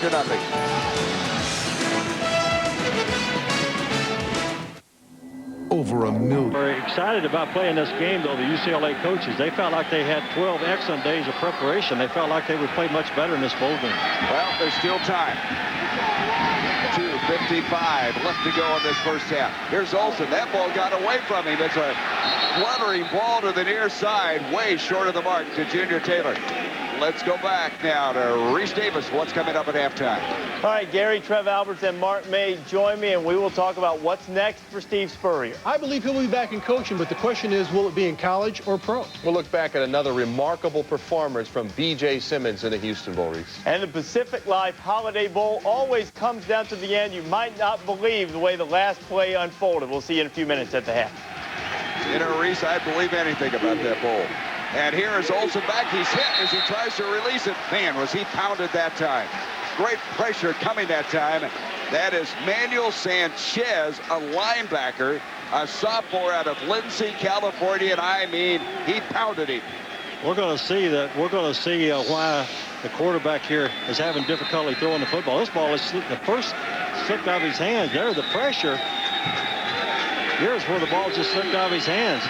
The unblocked linebacker came on and just put pressure on the quarterback. So it's a 3rd down and 10 now for the Bruins. I tell you, they're having a tough time getting Olsen started. He's 1 of the last 9 for 4 yards. Here's a penalty flag at the snap. 1 of the last 9 he's completed. And UCLA is going to have to regroup at halftime. And the way Fresno State has jumped on him. Prior to the snap, false start offense, 5 yards. Fresno State's defense, Gary, is just taking UCLA's offense out of the ballgame. UCLA's offense have 33 yards total offense in the first half. I've said this before. Dan Brown, the defensive coordinator, is doing an outstanding job of giving UCLA a lot of different looks. They're having difficulty blocking the front 7, the front 8 of Fresno State. Well, if you were the coach of this team at halftime, what would you do? What adjustments can you make? Well, I think you've got to go back to your original game plan. You've got to establish something. I'd come out in the second half and try to run the football. Olsen now from the shotgun on a 3rd down, 15 up the field, and that's almost intercepted, is it? That's Nathan Ray. Are they going to give it to him? No, they say he trapped the ball. Nathan Ray, a former quarterback who backed up David Carr when Carr was having that sensational run at Fresno State. He almost picked that one off. I tell you, Fresno is not backing off there. They're coming with pressure. Quarterback didn't have much time to throw the ball. So they're going to have to punt it away, and now UCLA has to be careful that they do not get further behind here with 2:41 left in the half. They're punting the ball to a great return man in Bernard Berrien, number 2. An All-American 2 years ago, missed last season, but he is an outstanding football player. Cluey now to punt away. Last time he punted 153 yards. Berrien's got a return on this one. Berrien up to the 50, and he skips out of bounds close to the 45 of UCLA. Well, let's go back now and look at the key plays. The first one is this big 4th down stop by Fresno State. Fresno State was not going to let UCLA run the ball. This defense from Fresno State's been very impressive. And then Sumlin able to crash in. He scored from 1 yard. This was a 44-yard completion to Sumlin on a little flare pass from Penninger. That made it 14-0. And here are the numbers. It is staggering for UCLA to have only 33 yards and down 17-0 with 2.5 minutes to go here in the first half. And Gary, this is a key possession for UCLA's defense. They've got to stop Fresno. They've got to keep him out of the end zone. Penninger hands off now to Davis, and Davis having a big night, able to go forward, pick up 4 yards on the play. Spencer Havener there to make the stop. Havener, a very good space player, guy who picked off 3 interceptions. In fact, he's had 6 career interceptions and returned them for an average of 30 yards. That shows you how good he is in space and in covering the passes. 2nd down now, 6 yards to go for Fresno State. Penninger has done a very good job of running this team after suffering that interception on the first series. I mean, he has been in control. Back deflected up, and good pressure coming up the middle. That was C.J. Nasulu, a sophomore out of Barstow, California, who swatted that one down. Nasulu knocked it down, and it'll be a third down. Again, your point's well taken. UCLA's got to get a stop here. Yeah, UCLA continues to play the 5 under 2 deep. It's a good job there by the defensive lineman getting his hand up, deflecting the pass. But I think, Gary, I think UCLA is going to have to start misdirecting these wide receivers. You can't let the wide receivers run vertical down the field when you're playing too deep. There's Penninger over the middle, and he tries to hit Wood, the tight end again. It's incomplete. Pretty good coverage that time by Dennis Link, the middle linebacker. Yeah, we can see the tight end going down in the back running underneath route. Yeah, absolutely. You want me to here now? So Dennis Link, senior, coming up with a play. We're going to see happen. This is what I mean. I think you got to hold these wide receivers up. I don't think you can let them run vertical down the field like that when you're playing too deep. It's okay if you got 3 defensive backs back there, but too deep, your safeties cannot cover that much field. Lingua to punt away. Lingua, the freshman redshirt out of Canyon Country, California. Going back deep is Craig Bragg for UCLA. The punt underway. Bragg's going to let it hit, but he's not going to go in the end zone. It's so wet and muddy, there was no bounce on the ball. And they're going to inherit the ball at the 3-yard line, a 39-yard punt. You know, no matter which team you think is number one, the only place to see the play is on ABC. New Year's Day at 5:30. The most talked about bowl championship series in history begins as USC looks to prove that they are championship material against Michigan. And if they win that, you got to believe they'll win a share of the national championship. If USC wins it, they'll win a share of the national championship. They'll win it in the Associated Press. The coaches will vote. Whoever wins the Sugar Bowl will win the national championship in the coaches poll. And here's a handoff now to Drew. Drew comes out of there. He's got the first down, and he's still on his feet to the 30, to the 31, and one of the few moments in this game where UCLA's had any offense. That's a 27-yard game. So they get out of a precarious situation at the 3. With a minute 27, they have 2 timeouts left. That's by far the best running play we've seen UCLA have tonight. And to be honest with you, Gary, I think they were trying to run the clock out. I think they want to get out here at halftime, only down 17-0. So Drew with that first. And Drew is the guy who came out, as we said, out of that great high school program. De La Salle, where they've won now 151 consecutive games. Just an amazing streak. So just short of the 30 now. The Bruins with the ball. Olsen going deep. Near side. Lepesto inside coverage. Excellent coverage by Anwan Dials.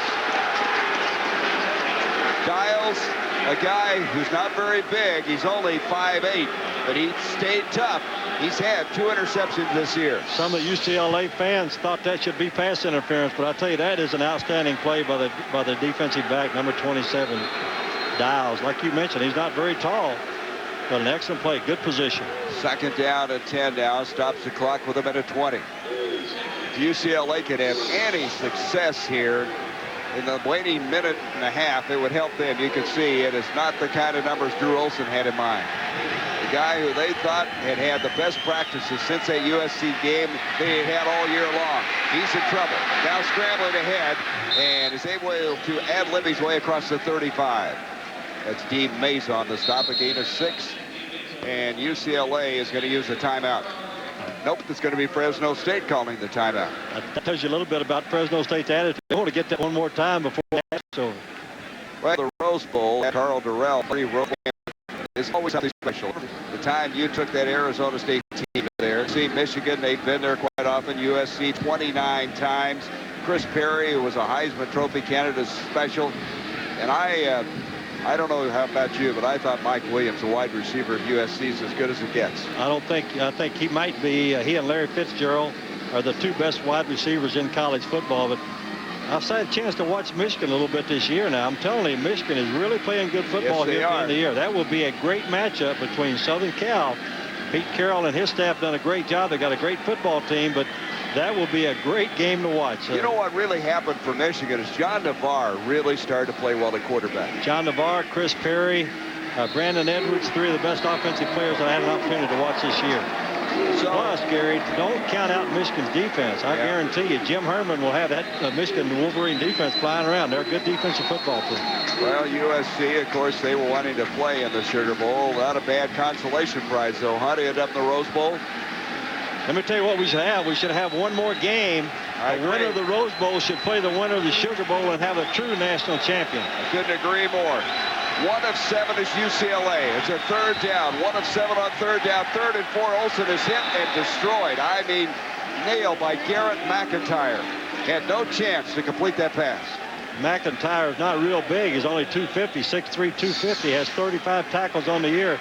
That was just an outstanding individual effort. He has 10 and a half tackles for loss and 7 quarterback sacks. An outstanding job by the defensive lineman. McIntyre's a walk-on, and they said we spotted in a hurry how good he was. In the second week of his freshman year, he was put on scholarship. McIntyre out of South Lake Tahoe, California. Cluey to punt the football. He almost had that one blocked. Got it very high. We're going to have a roughing the kicker, it looks like. Perrian's got it. He breaks 1 tackle and then goes to a knee at the 21. But we're going to have a roughing the kicker against Fresno State. Yeah, I think that's a good call. We've got Big Ten officials. Dave Whitvoit, the referee, made that call. I think it's a good call. I don't know if it'll be a personal foul or running into the kicker. Either way, it looks like it's going to be a first down. Because they only needed 4 yards for a first down. So by penalty, either way, they've got it. During the play, running into the kicker, defense.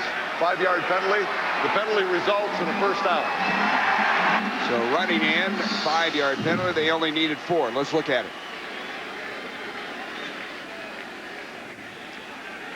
And rolling up that time was Jermaine Jamison, who went at his feet. And so UCLA maintains possession. They have it at their own 41-yard line. Gary, I think that was a good call, and I think that is a good break by UCLA. They've got the ball here now, first down with 50 seconds left to go. Got a chance to get a touchdown here before halftime. And more importantly, they don't let Fresno State get the football back. And good point. They can't afford to get any further behind. There's a wide receiver screen to Bragg. Craig Bragg fights his way inside the 45, and he's going to be knocked down to 41. And UCLA now moving the ball, an 18-yard pickup. We're going to have, it looks like, a personal foul coming up. There's a flag on the field at about the 31. I think we're going to see a late hit here. After the play, it looked like a UCLA lineman was down the field trying to block. After the play, personal foul, late hit. Defense, 15 yards. Automatic first down. Defense. Now you got to at least think you're going to get within field goal range as they're going to step this one up. I like this call. This is what we call a jailbreak screen. You let these linemen get down the field and block, get the ball to a good athlete in the open field. Here we're going to see the late hit. The wide angle, you're going to see the late hit. Number 71 from Fresno State gets a late hit. That's McIntyre. So they have a first down now at the 29-yard line. UCLA trying to get something going, trying to set a middle screen up intended for Drew, but such pressure coming from Nate Ray, they just could not get it going at all. Yeah, that was designed. That play was going to be a screen play, a middle screen. I think a good call, a good play by Nate Ray, number 3 from Fresno State. I cannot tell you how psychologically it would have flipped this UCLA team if they could get anything out of this drive. Got to get at least a field goal out of this drive. 27 seconds left. Ball in pretty good field position. Second down, 10 yards to go. 3 wideouts. Drew, the single running back. They call off the blitz. Back to throw is Olsen, throwing near side. Ball up and caught. Great touchdown catch by Craig Bragg. That is the play of the game. What a catch. Sensational. That's his 5th touchdown catch of the year. The junior out of San Jose. I'll tell you, John, that was a major league play. That is a big-time catch by the go-to receiver, co-MVP of the game, of the team from UCLA this year, number 87. Called a pass in 35 straight ball games, now 36 straight games. UCLA needs a big play, and they got it from their outstanding wide receiver. And I want to tell you, it's changed this game. It has totally changed this game. All of a sudden, UCLA has hope. 6 plays, 97 yards. 27-yard touchdown strike from Olsen to Bragg. Point after makes it 17-7. So all of a sudden, the Bruins have found something. I suppose we need to give the quarterback a little credit here, too. An outstanding throw by Drew Olson. Stepped up in the pocket, planted his feet, put the ball up, but a great, great catch by the wide receiver. You know, that was good coverage. Just an outstanding offensive play. Well-executed play by the UCLA Bruins. That was Nathan Ray who was right there with him. But Bragg just lays out on it and, I mean, extends himself as far as he can and makes the catch.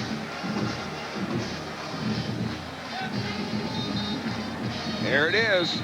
And Bragg, with only 20 seconds left in the first half, has put the Bruins on the scoreboard. It's amazing how little running into the kicker penalty can change the complexion of the football game. Very good point. They kept it alive on a 4th and 4. They ran into the kicker, got the first down by penalty. Then they go 6 plays, 97 yards. Took only a minute and 15 seconds.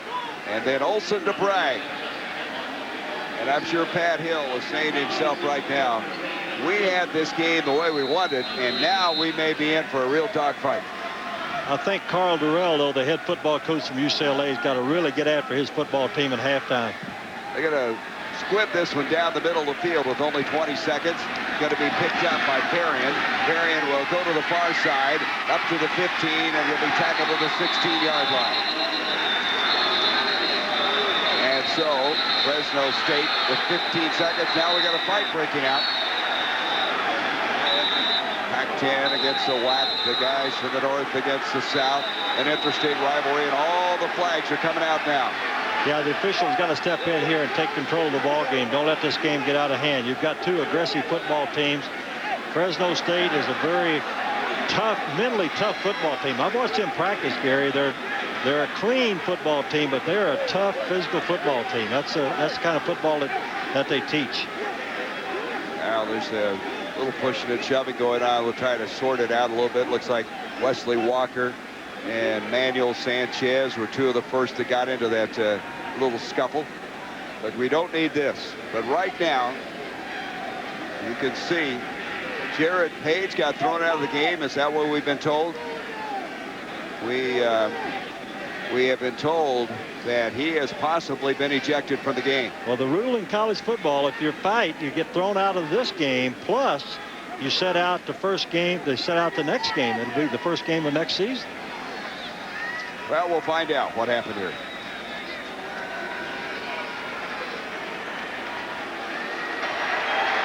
After the play, there were offsetting personal fouls on both the offense and the defense. There was also an unsportsmanlike, flagrant unsportsmanlike foul on the defense. The player, by his actions, has ejected himself from the remainder of the game. First down. So that is Page. He's through it for the night. He thought he felt bad before because of the flu. He's got to feel worse now. So he's gone for the night. Probably means that Kevin Grant will replace him at the strong safety spot. See if we can figure out what he did here. We had offsetting personal foul penalties, and I think we're going to see Page come in here after the play's over. The officials are trying to separate them. Couldn't tell from that angle what he did. He was in his face, but anyway, he's gone. I didn't see him throw a punch, Gary. I didn't either. It looked like he was talking to the ref. He had 1 quarterback pressure, 3 tackles, and Page is out for the night, and we are out for the first half. 17-7. Fresno State with the lead, but kind of a strange ending to this game. This first half, as that long touchdown pass has Carl Durrell all fired up. He's out in the middle of the field. I think he's unhappy about Page being ejected from the game. But his team has something to fight for now. Let's go down to Anne Marie. She's with Pat Hill. Coach, your running game has dominated much of the first half. What is allowing you to have so much success against UCLA's defense? Well, our kids are coming off the ball well, but we made 2 real critical mistakes. We fumbled a 3rd and short when we were in scoring position, and we roughed the kicker on a we were going for the block, but we got to run into the kicker call, which really hurt us and gave them that last drive. We got to come back out in the second half and just keep pressing the ball on them, with a physical game. Up until the last 2 minutes of the first half, you controlled the momentum. How do you attempt to regain that for the second half? Well, we're just going to do a little bonding at halftime. Coach. Guys, back to you. All right, Amory, a little bonding. I like that. Reese Davis, Trev Alberts, Mark May are standing by, and we're going to send it to them at the halftime.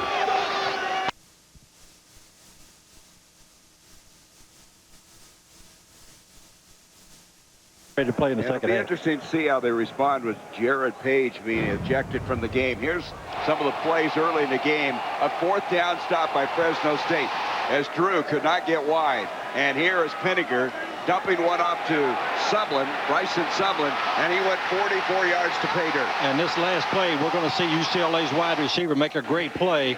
And you can see Dave Ball's having a tough time. I don't know if it's because of the footing or whether they have really done a good job of blocking him. I think it's a combination. Here's a great play for the wide receiver, Bragg, that put UCLA back in the ballgame. Great throw and an outstanding catch. Now the statistics evened up a little bit, but early in this ball game, it was all Fresno State. A long time, UCLA had only 33 yards in total offense. Fresno State completely dominated the game up until about 30 seconds left to go in the first half. I'm impressed with the game plan by Fresno State. They play an outstanding football on offense, defense, and the special teams. Well, the thing that you again wonder about is Carl Durrell was really upset when he retreated to go in the locker room. Upset about Page, and I would imagine there were some fireworks in that locker room. I think we'll see some adjustments by UCLA's defense in the second half. I don't think you can continue to expect your 7-man front to stop Fresno State's running game. Vincent Tainter was 1 of 2 in the field goal kicking department. Will kick off, and he hits this one very short. I don't know what happened here, but it was not well kicked. It'll go out of bounds, and they'll have it to the 35. I don't know what happened on that kick. He's been struggling a little bit with that ankle, and that he just kind of shanked that one or hit it before he wanted to. Yeah, I think he got under the ball too much. I don't think that was going to be a pooch kick or a squib kick. I think he just mishit the ball. And so UCLA will have the football. They have excellent field position. They have to think that they can still win this football game. That catch by Bragg earlier was something. I mean, Craig Bragg laid out, made a 27-yard touchdown catch with 20 seconds left in the half. And right now, the play of the game. So Drew Olson at quarterback. He sends in motion Pat Norton, the fullback. Mishandled snap. Down he goes, and that's not what you had in mind. Bryce McGill was there to drop him. Let's go to Anne Marie. What did Carl Durrell have to say? Well, I'm sure that's not what Carl Durrell had in mind either. He was very reserved after the half. He just said his team had enough emotion. He was declined to say exactly what he told them. He said he just needed to get in sync on offense. Also, I talked to the lead official about what Jared Page did to get ejected. He said it was a combination of unsportsmanlike conduct, and vulgarity. He wouldn't say whether it was directed at him or the players. It looks like both. Wow. So Page is gone for the rest of the day. Here is Olson now giving off to Drew. Drew bursts out across the 40 to the 45. Very close to the first down. That was a very good run by Drew. That's the first time I've seen that burst that we've been looking for by Drew, the running back. You can see UCLA how they started this game. I mean, it was not good, to say the very least. And then the touchdown, as they were able then to come back, score the touchdown, and get themselves in a position to make a move in this game.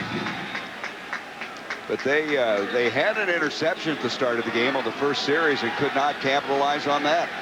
Rodney Leslie picked off a ball that was deflected by the All-America Dave Ball. So this is another handoff to Drew, and Drew pounds it forward after picking up a first down. This will be a gain of 2.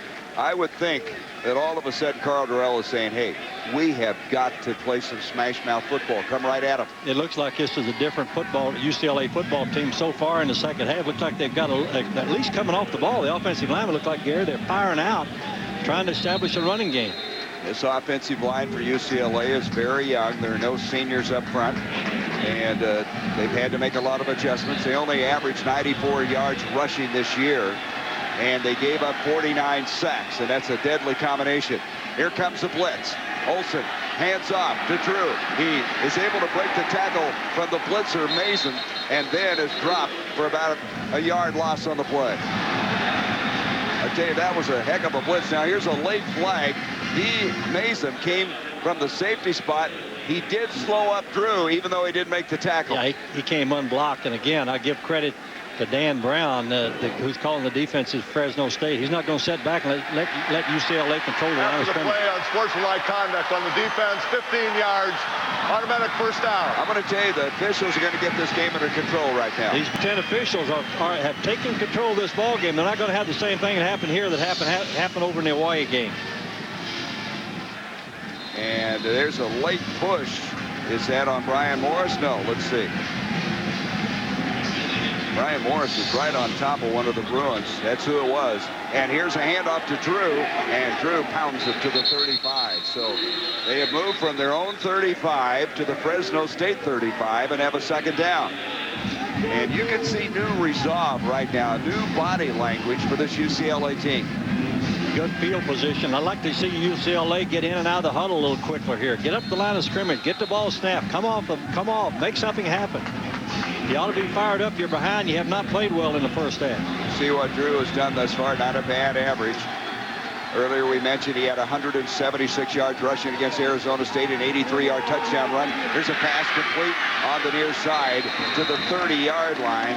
The catch is going to be made by the Bruins there. A gain of 4 on the play. Joe Cowan, the true freshman, latching onto that. And it's going to be still about 3 yards short of the first down. There's an excellent open field tackle by 24, Richard Marshall. He's only a freshman. He wants to cover the best wide receiver. He has 3 tackles so far in the ballgame. Very good football player. And he had some big plays this year. He turned an interception against Tennessee for 81 yards and a touchdown. Third down. Handoff to Drew. Drew trying to bounce outside. He's not going to get the first down. It's going to be 4th down. A gain of a yard. I think you got to go for it here. 4th down and about, looks like maybe a long yard and a half, 2 yards to go. I still think you got to take some chances here. You're down. You're not playing well on offense. Got to make something happen. And they're going to attempt the field goal. Justin Medlock, his first attempt of the night. He was 14 of 18 this year. He was on the Pac-10 all-freshman team, and this is going to be an attempt of 47 yards. His long this year was that of 48, and it's going to be short. Couldn't get it there, and under these conditions, you can't be surprised. Didn't look like they had a very good placement that time. When we come back, we'll be visiting the former coach of the Bruins, now the general manager of the 49ers, Terry Donahue. He is going to join us, and he influenced Carl Durrell to become a coach.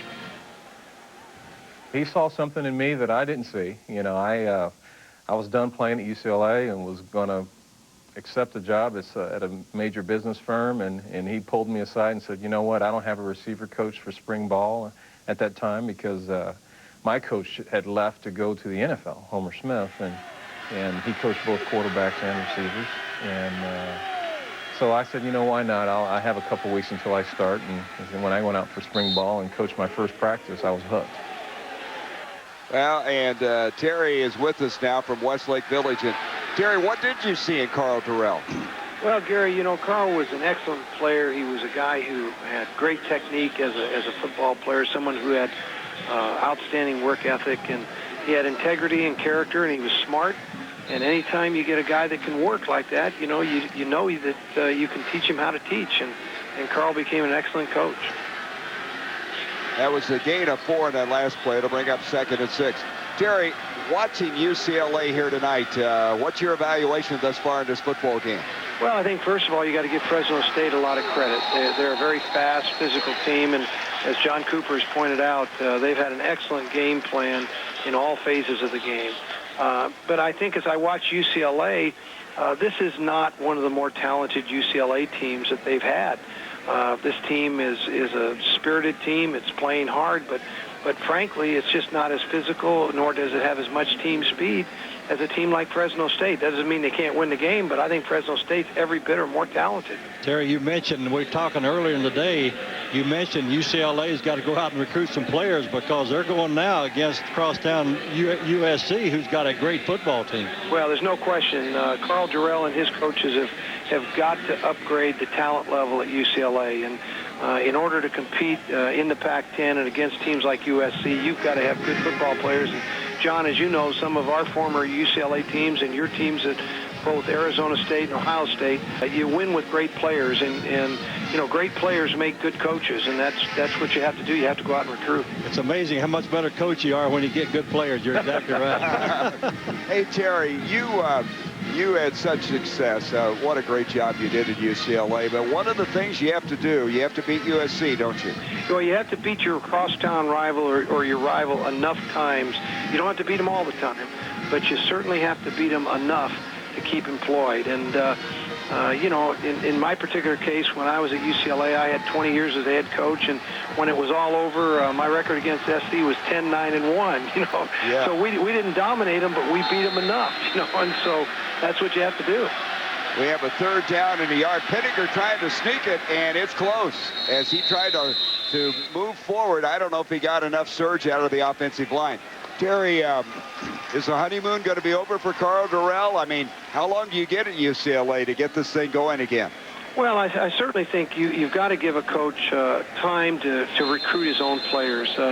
John knows this, that, you know, you've got to be able to get your program implemented. And your program doesn't mean just putting in your offense and defense or your off-season program or your academic program. It means being able to get your players in school. And, you know, people are going to be short-sighted in some cases, but the university there, I think, will give Karl Dorrell plenty of time to get his program implemented and give him a chance to win. He's a good, young, bright coach, and he's got all the credentials to be successful, and he's just going to need some time, and as John pointed out, he's got to go recruit and get some players. Terry, I pointed out earlier, I like his coaching staff. I think they've made some good adjustments here at halftime, but I like this coaching staff he has. I think he's got some very good assistant football coaches working for him. Well, you know, when you look at Karl's background, he's been a lot of great places. He was at UCLA. He was at the University of Colorado, Arizona State, Washington, the Denver Broncos. I mean, Karl Dorrell has a very diverse and a very good background in football. And so he knows good football coaches, and I'm sure that he'll surround himself with the right kind of people. You got to have a great staff if you're going to be successful. One man can't do it. It's just too big of a job. I want to point out one other thing, TD. I thought you made a good point. Karl's first year at UCLA, 6-6. Your first year at UCLA, if I'm not mistaken, you're like, what, 9-2-1 or something like that? Yeah, well, we were left with better players, John. You know, I had better players. Really, frankly, and I'm not being critical of the UCLA players. They play with good spirit, and I think Karl's playing. The players are playing hard for Karl Dorrell, and they certainly haven't quit. They won't quit tonight. But the reality of it is, I think that my first year at UCLA, I inherited a bunch of athletes that were more gifted than maybe he's inherited. Well, right now, Terry, UCLA is playing pretty well defensively. They've snuffed out this drive. Hey, tell Andrea hello for us, and we look forward to seeing you again, and good luck. I know you've got a lot of salary cap issues with the 49ers. Hope you can get Terrell Owens to sign with you again. Well, we'll get it going, and both you guys look like movie stars on TV. Hey, Terry, you're nice. Happy New Year, Terry. Thanks for being on with us. Always good to visit with you. Happy New Year, guys. I'm going to tell you, Gary, that guy's a great football coach. He's the winningest football coach in the history of the Pac-10 Conference. That's how good he was. We know him from way back in the days of Kansas. In the College Hall of Fame. Did a great job at Kansas and at UCLA, and doing an outstanding job for the 49ers. It's underway to Craig Bragg. He's got on that hit. UCLA has stopped the Fresno State Bulldogs. Now, there is a penalty flag way back inside the 15-yard line. That ball rolled dead to the 31. I tell you the thing I appreciate about Terry Donahue. He was a walk-on player at UCLA. How big was he when he played defensive tackle? 195-pounder, but I'm telling you right now, he could flat play. He played on our Rose Bowl 1965 UCLA championship Rose Bowl team that beat a #1 Michigan State football team in the Rose Bowl. Yep. So anyway, Terry, thanks for being with us, and wish you that Happy New Year as well. So they're going to have to punt this again. Gary, while we're talking to Coach Donahue, these Bruins are fired up in the second half. Had a great stand there defensively. They changed their complexion. They're coming after them now, putting a lot more pressure on the quarterback. And so Lingua will have to punt again. This time about 3 yards deep in the end zone. So UCLA figures to get great field position. It's 4th and 37 right now as he punts away. So they were going backwards. They're now going to have to kick the ball. The snap is there, and It's blocked. And falling on it, knocking it out of bounds. So it'll be a safety. Is one of the Fresno State players. Fayoa is the guy who blocked it. Fayoa coming over, blocked it for UCLA. They knock it out of the back of the end zone. It's a 2-point play, and now they're going to have to punt it away to UCLA. Result of the play is a safety. I don't know what Coach Durrell said to him at halftime, but he's got them fired up here as we start the second half. They're playing much better on defense. Great effort, great play by the special teams. So on the second punt after the penalty, they block it. They get 2 points. It's 17-9. Great effort. What was the number? Fayoa blocked. Just a great individual effort. Looked like the protection was halfway decent, but it's a great individual effort by Fayoa. We see him going to come unblocked up the middle. It's a good job of taking the ball off the punter's foot. A lot of times when you come in that direction, you end up roughing the kicker. But a nice sounding job of Fayoa getting his hands out, keeping his eye on the ball. Duncan Reed, who snapped the ball and is also a tight end, was alert enough to get back there, get that ball out of the field of play, so UCLA could not recover it for a touchdown. That's a good point. UCLA recovers the ball in the end zone. Obviously, they've got a touchdown. Instead of that, they end up with a safety, a 2-point safety, but they're still going to get the ball in good field position after the kickoff here from the 20-yard line. Ossie Fayoa out of Anaheim, California, a senior. He's been their 5th guy in that defensive line, and he just made a huge play. And this game right now looks like it is turning. After being all Fresno State, now UCLA is clawing back into it. So they'll have to punt this, and again, UCLA will get excellent field position. Lingua, who just had his punt blocked, will punt it.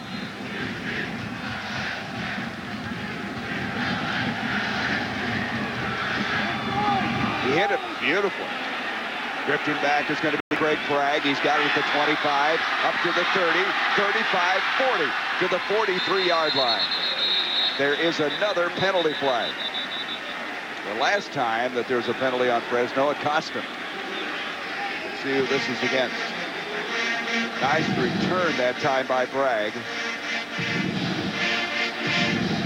Offside on the kicking team. The penalty is declined. First down. And Carl Durrell is fired up. We saw it when he left the field at the end of the first half. And it's translated into great emotion for the Bruins.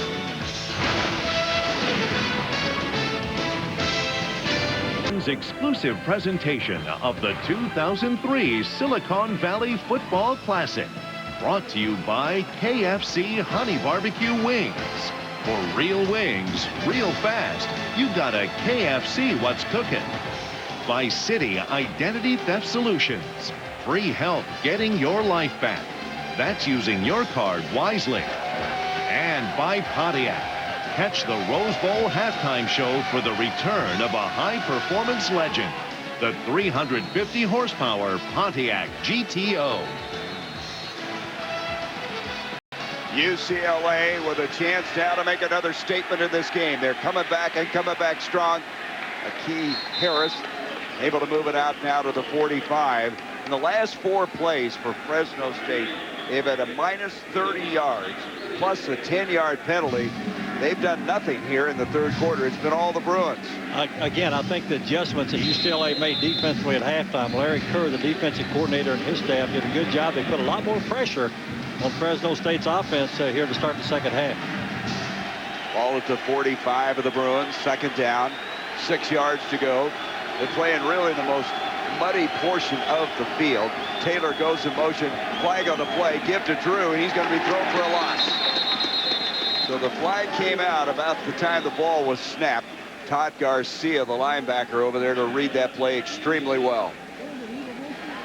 And so it'll be an illegal motion against the Bruins. Now, Fresno State will probably decline that penalty. An outstanding play by the free safety, D. Mesa here, number 10, coming from center field to make the tackle. Well, we have a different quarterback as we listen now to this call. Illegal motion. Offense. The penalty is declined. Third down. The old quarterback, Drew Olson, in the first half really struggled. He could get nothing going. He mishandles the snap. He was buried for a loss. He had big pressure, took a big shot from Nathan Ray. He had 33 yards of total offense, and then all of a sudden, a 27-yard strike to Bragg. That gave UCLA hope. They since have scored a safety. They have the ball as they come out now with 5 wideouts. Olsen over the middle, and it's almost intercepted. Lewis, the intended receiver, very good coverage by Emmanuel Sanchez, who, by the way, had 3 interceptions this year. And Nate Ray, the other free safety, Fresno in a nickel package. Outstanding coverage by the secondary Fresno State. So it's going to bring up a 4th down as they had 2 guys all over the big tight end that time. I'll tell you what, they're aware of Lewis. There's no question. They know what a threat he can be down the seam. So Cluey will punt away to Berrien. Bernard Berrien will go back inside the 20-yard line. This guy averaged 10.5 yards a punt return this year. He's going to try to return this one. First man misses. And he's going to be scored down at the 12. Good coverage that time by the Bruins. And so a 45-yard punt, a 2-yard return. They've had a lot of fun here at the Silicon Valley Classic as we're going to talk about the salsa. Hi, I'm Mr. Mays, showing safety for Fresno State University. And when we get back, I'm going to show you how to salsa.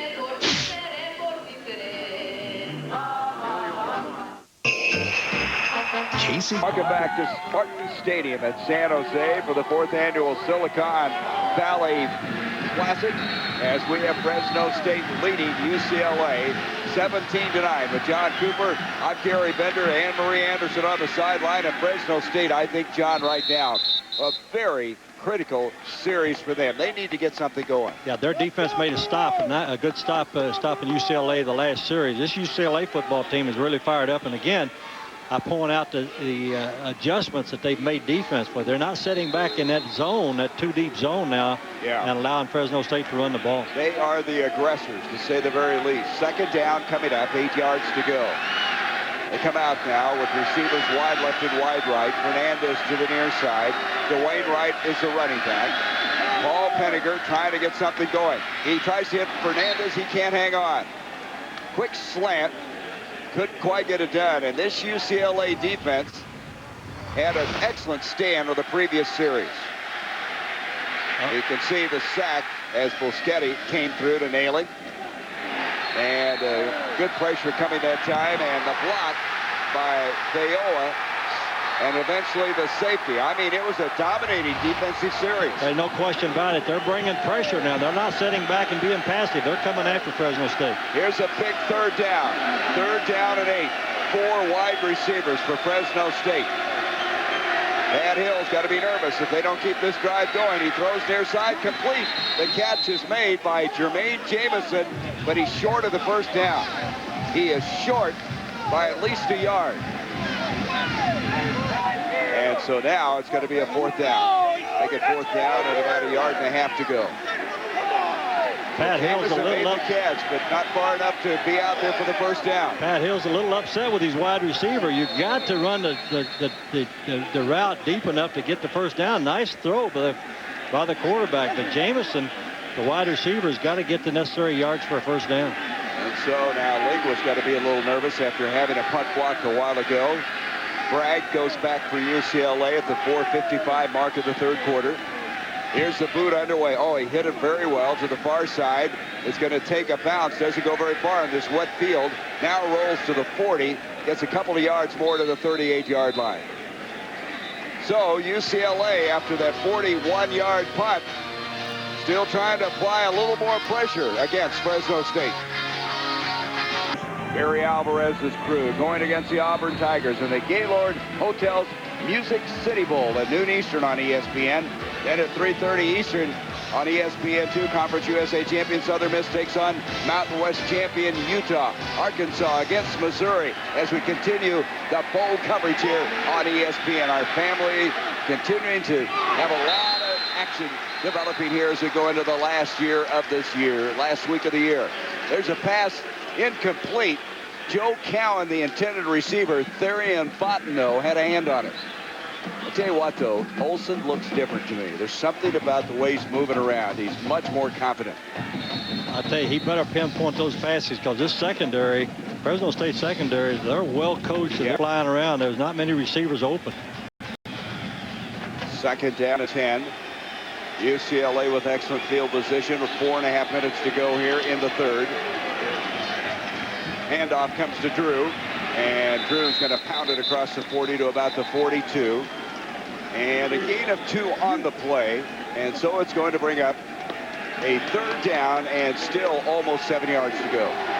Good time here, Gary, to come back with the screen pass that UCLA had right before halftime. You've got good pressure coming by Fresno State. Let those defensive linemen get upfield, throw the screen, try to make something happen. Let a back become a runner with the ball in the open field. The red wave up and causing some noise here as they hope the Bulldogs somehow can stop them here. On third downs, you can see UCLA 1 of 10. Olsen's going to be dropped. That's Garrett McIntyre. What a game he has played. He has been all over the place.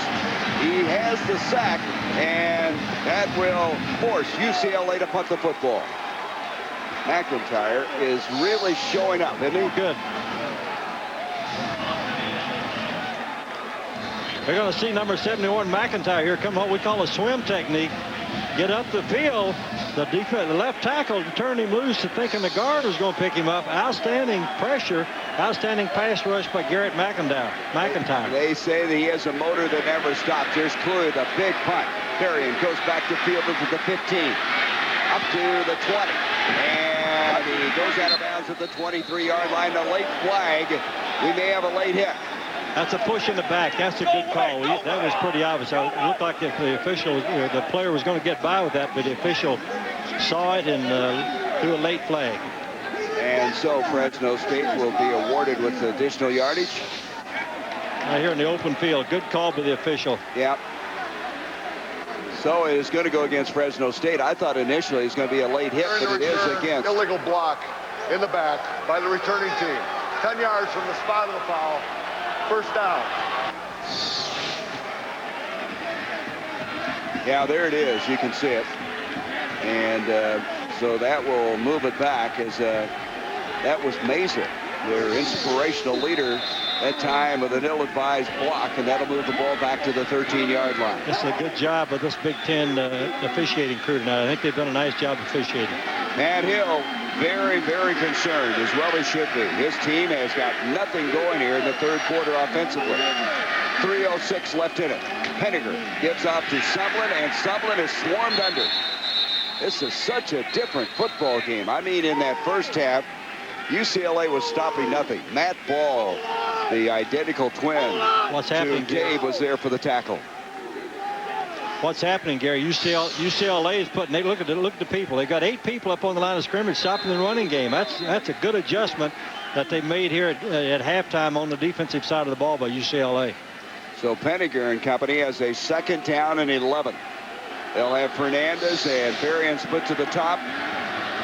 3 wideouts. Going to send Rodney Davis in motion. Penninger looks that way. The ball comes out of his hands. Is it a fumble or an incomplete pass? The ball is down at the 1-yard line. Penninger started to throw the ball, and it came out. The ball's in the end zone, isn't it? Well, they're saying it's at the 1, I think. That's where the official is standing. But I guess this is ruled a fumble. I guess his hand was not coming down. His arm was not coming down. I think it's a fumble. I thought at first the ball was recovered in the end zone. No, it got it at the 1. So now they're really backed up. A loss of 11 on the play. This is a good call. The ball just goes out. He's a slick ball. The ball goes out behind the quarterback, which is a fumble. Yeah, and Jamison saved it for him. Saved it at the 1. They come to the line of scrimmage quickly now. Long ways to go. Third down. About 22 yards to go. Penninger, they're going to try to wedge it out a little bit, and now they blow the play dead before the snap of the ball. I think we've got a delay of the game penalty, Gary, but it's going to be about a 6-inch penalty. Half the distance to the goal. Half the distance.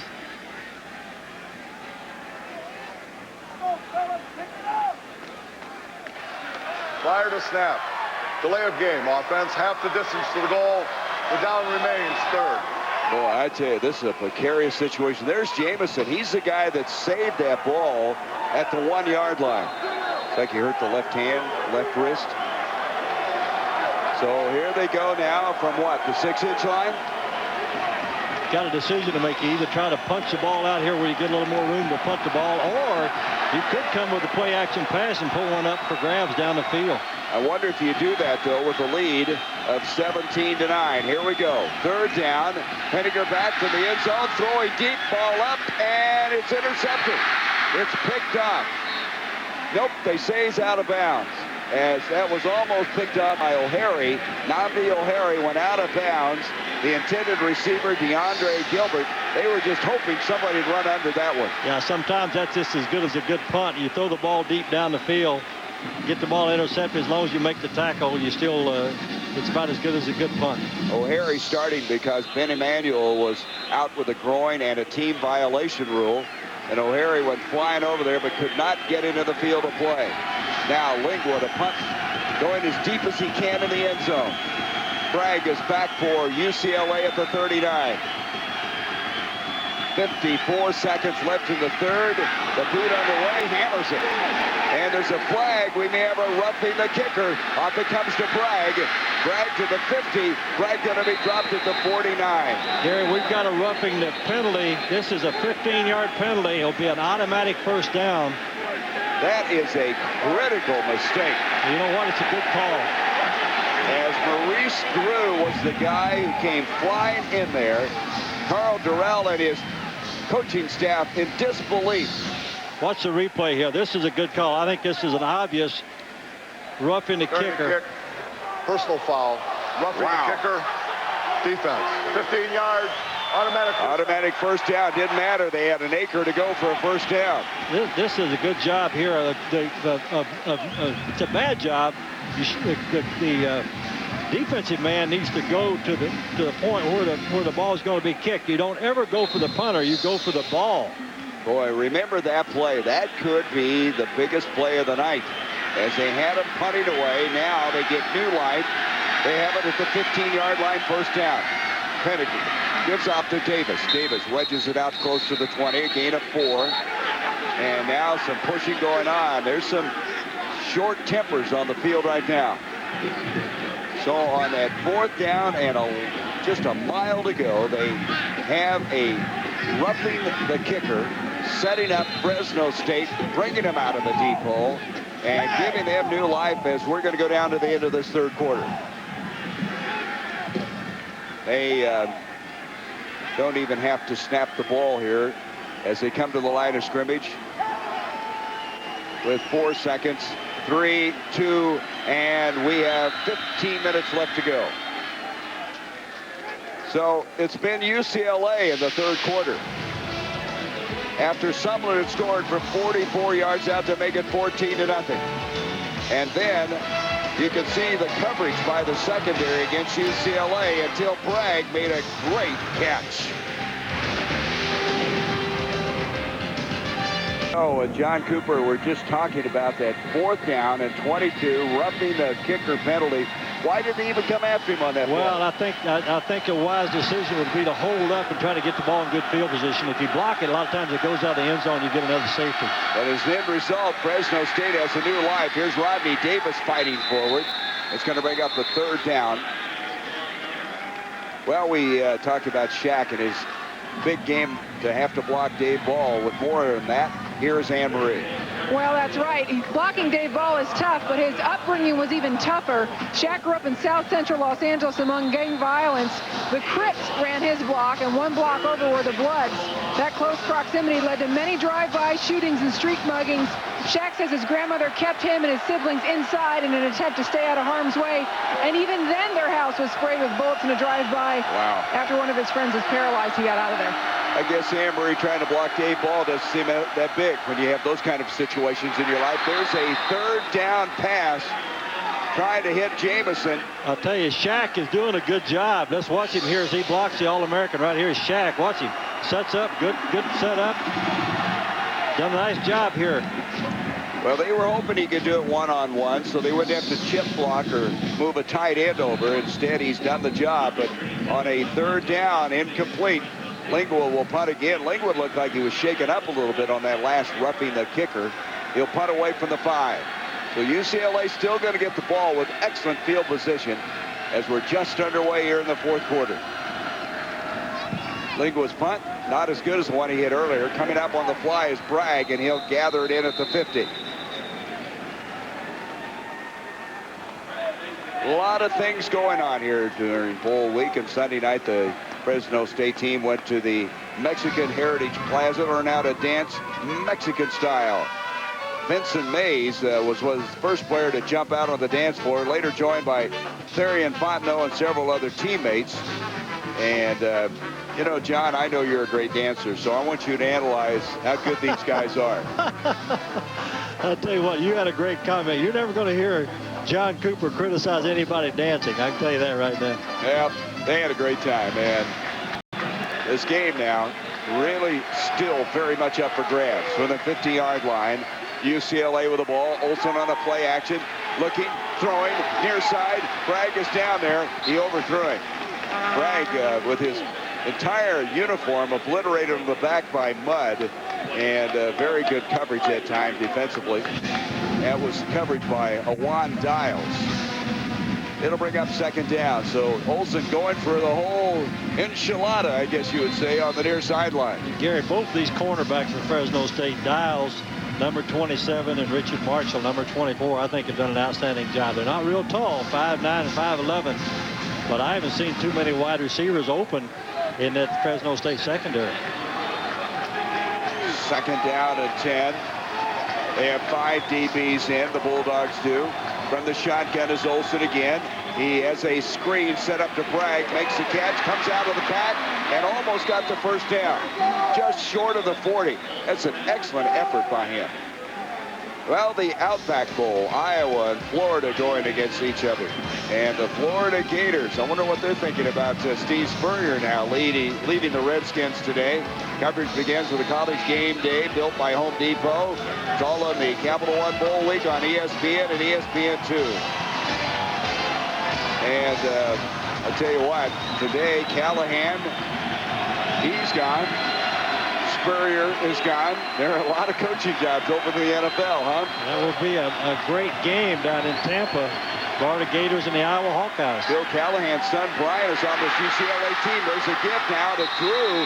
And Drew, the bowling ball, continues up the field. Mays made the tackle, a gain of 11.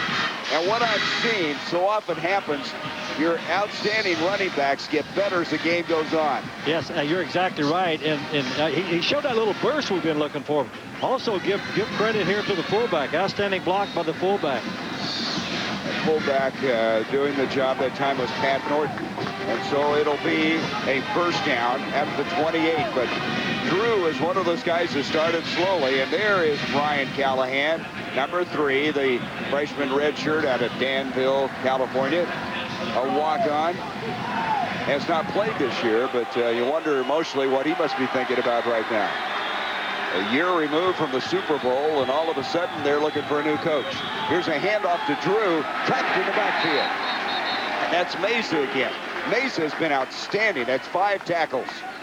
From the safety position, they've got him up on the line of scrimmage, either putting him on the line of scrimmage or blitzing him from the secondary. Doing an outstanding job in run support. Again, he's such a small guy, but what a big heart he has. Mesa weighs all of 185 pounds, out of Santa Ana, California. He made that transition from the cornerback spot. A real leader. In fact, the coaches say he's always talking, and Pat Hill loves it. He's one of the favorites on this team. Second down now, 12 yards to go. Harris is in the backfield. Olsen wanting to throw into the end zone, and it's almost picked up.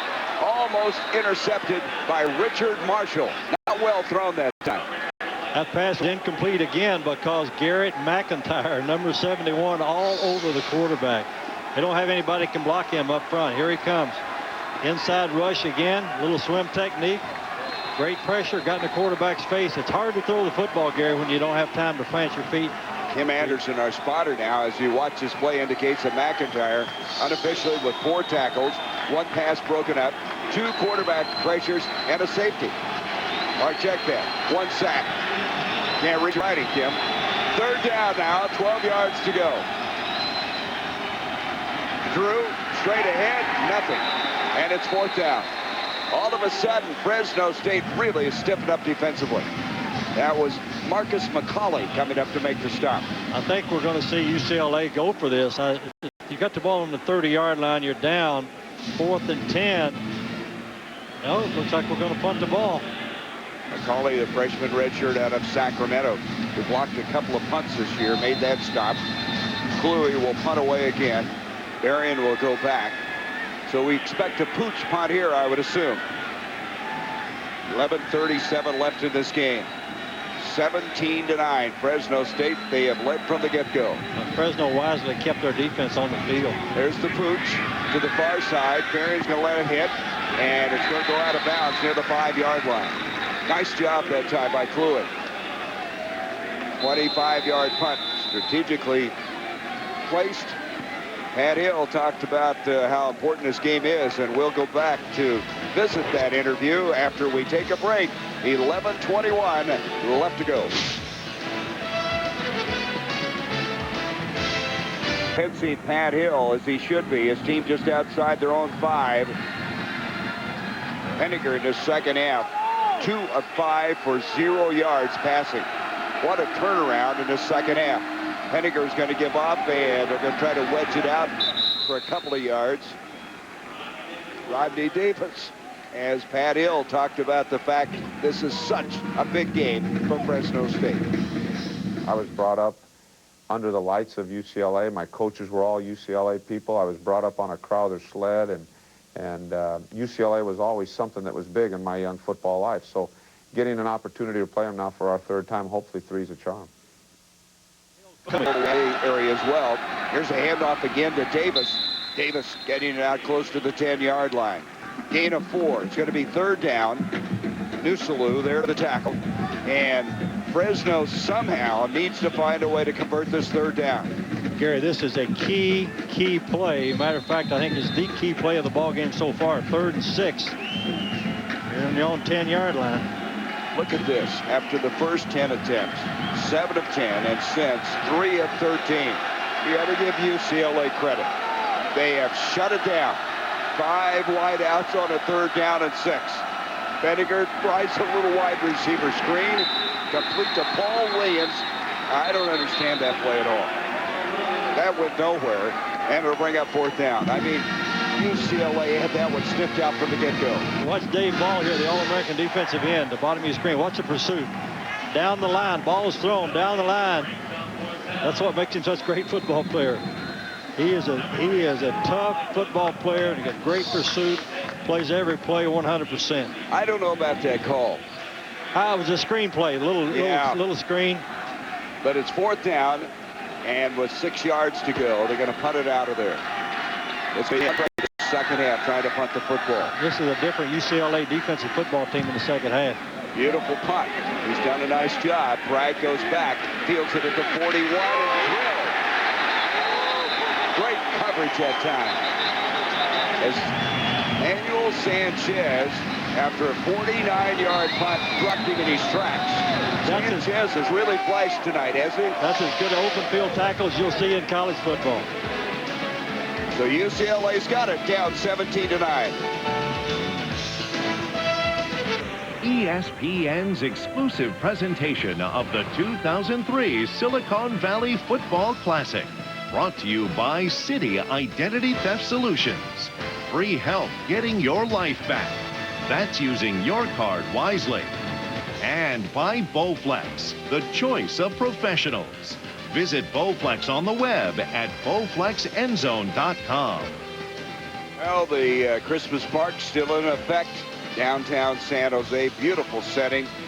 All the young kids coming down there, maybe hoping to find Santa again in case he didn't bring the right presents. Anyway, you would think it's getting critical for UCLA. They got to make a move here. Of course, they can score and go for 2 to tie.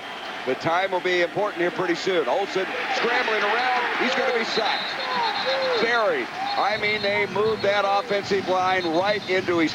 And down he goes, just 35.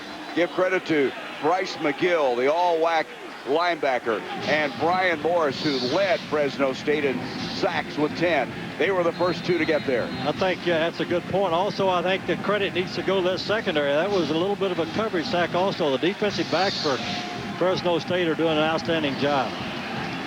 So it brings up 2nd and 15. Line of scrimmage just across the 35. Running back is Drew behind Olsen. Olsen stepping up, throwing, completing it to Bragg. Bragg lunges forward, still about 8 yards short of the first down.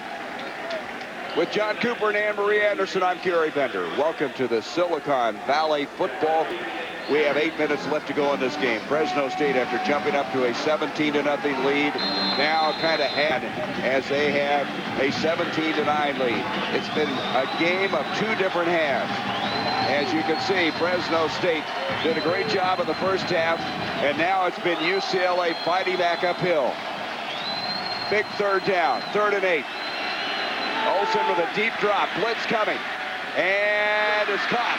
The catch is made by Joe Cowan, wrestled out of bounds, short of the first down. I tell you, they had a lot of time to throw that ball. It was a late delayed blitz. Delayed blitz by the free safety coming from the left side of your play here, but also great coverage by the cornerback from Fresno State. I can't say enough about the coverage of these defensive backs tonight. And so it'll be Cluey punting away. Varian will go back to the 20-yard line. Clock running, 7 minutes left in this game. Cluey has been a busy guy here tonight punting the ball. His boot very high. Varian drifting back. He's going to let it hit, and it's going to make it in for the touchback. You're taking a chance on this wet field, but it got in. Fresno will have it at the 20 with a 17-9 lead, a 56-yard punt.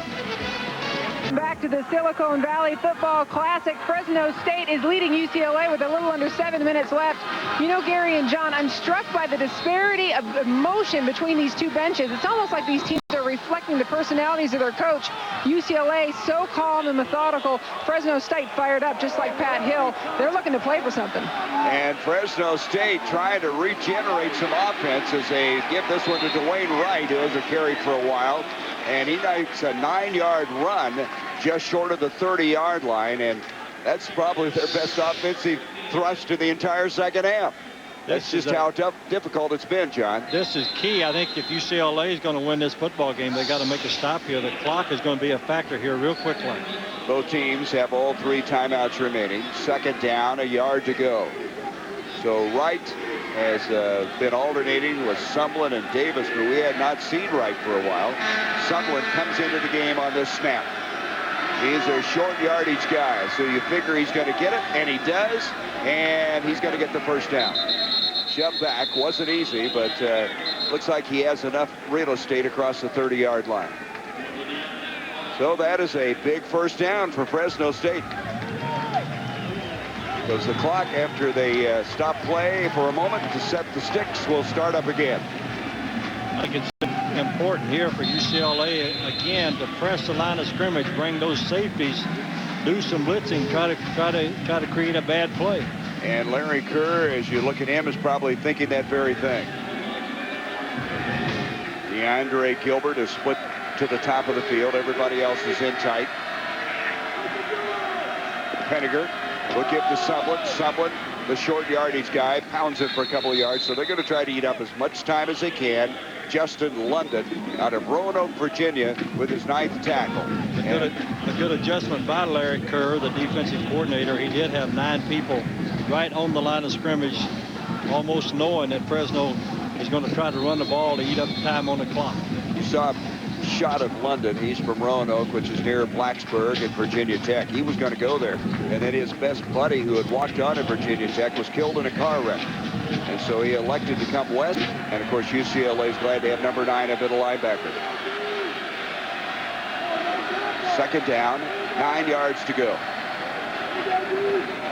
Here's This time, right trying to go wide. They're not getting much. They'll stay in bounds. They'll keep the clock going.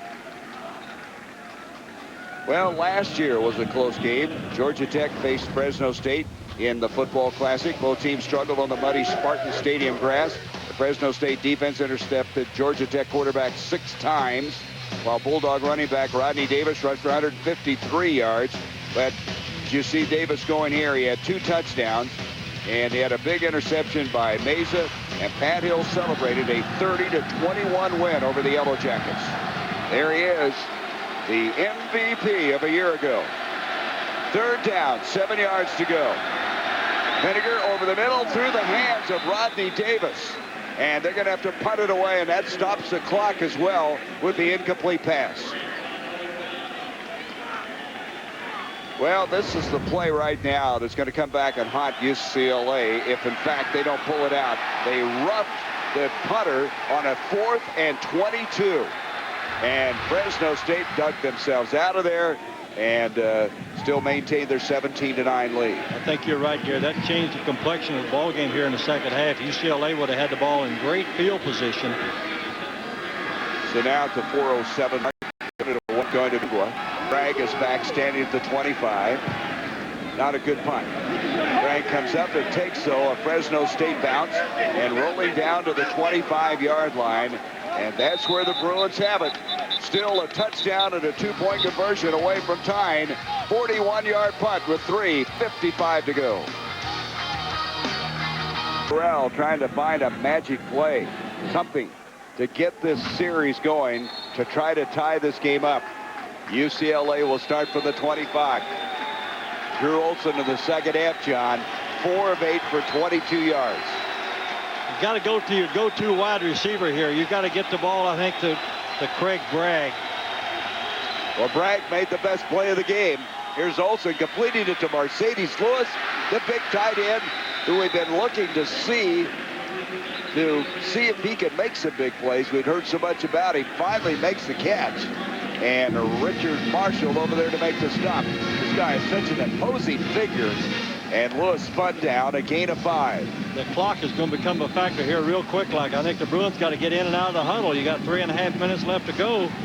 You're down 8 points. You got to make something happen. And Olson needs some plays here. He's had the 1 touchdown, as has Penninger. Both of them have had very modest numbers. Olson back to throw. And it's Lewis again, and all of a sudden now, they are going to go to the big tight end. He's got a 1st down. Why not? This guy is imposing at 6'6". He is a very impressive football player, a good athlete, a former basketball player, 6'6", 251 pounds, and he's only a sophomore. He'll be one of the top tight ends in college football the next couple of years. He just played catch with him. Now they take him out of the game. Lewis will take a breather on the far side. 1st down at the 38. Clock now showing 3 minutes. UCLA has all 3 timeouts remaining. Norton, the fullback, comes in motion. Olson back, double pumping, ball deflected and intercepted. Picked up by Sanchez. Sanchez to the 40.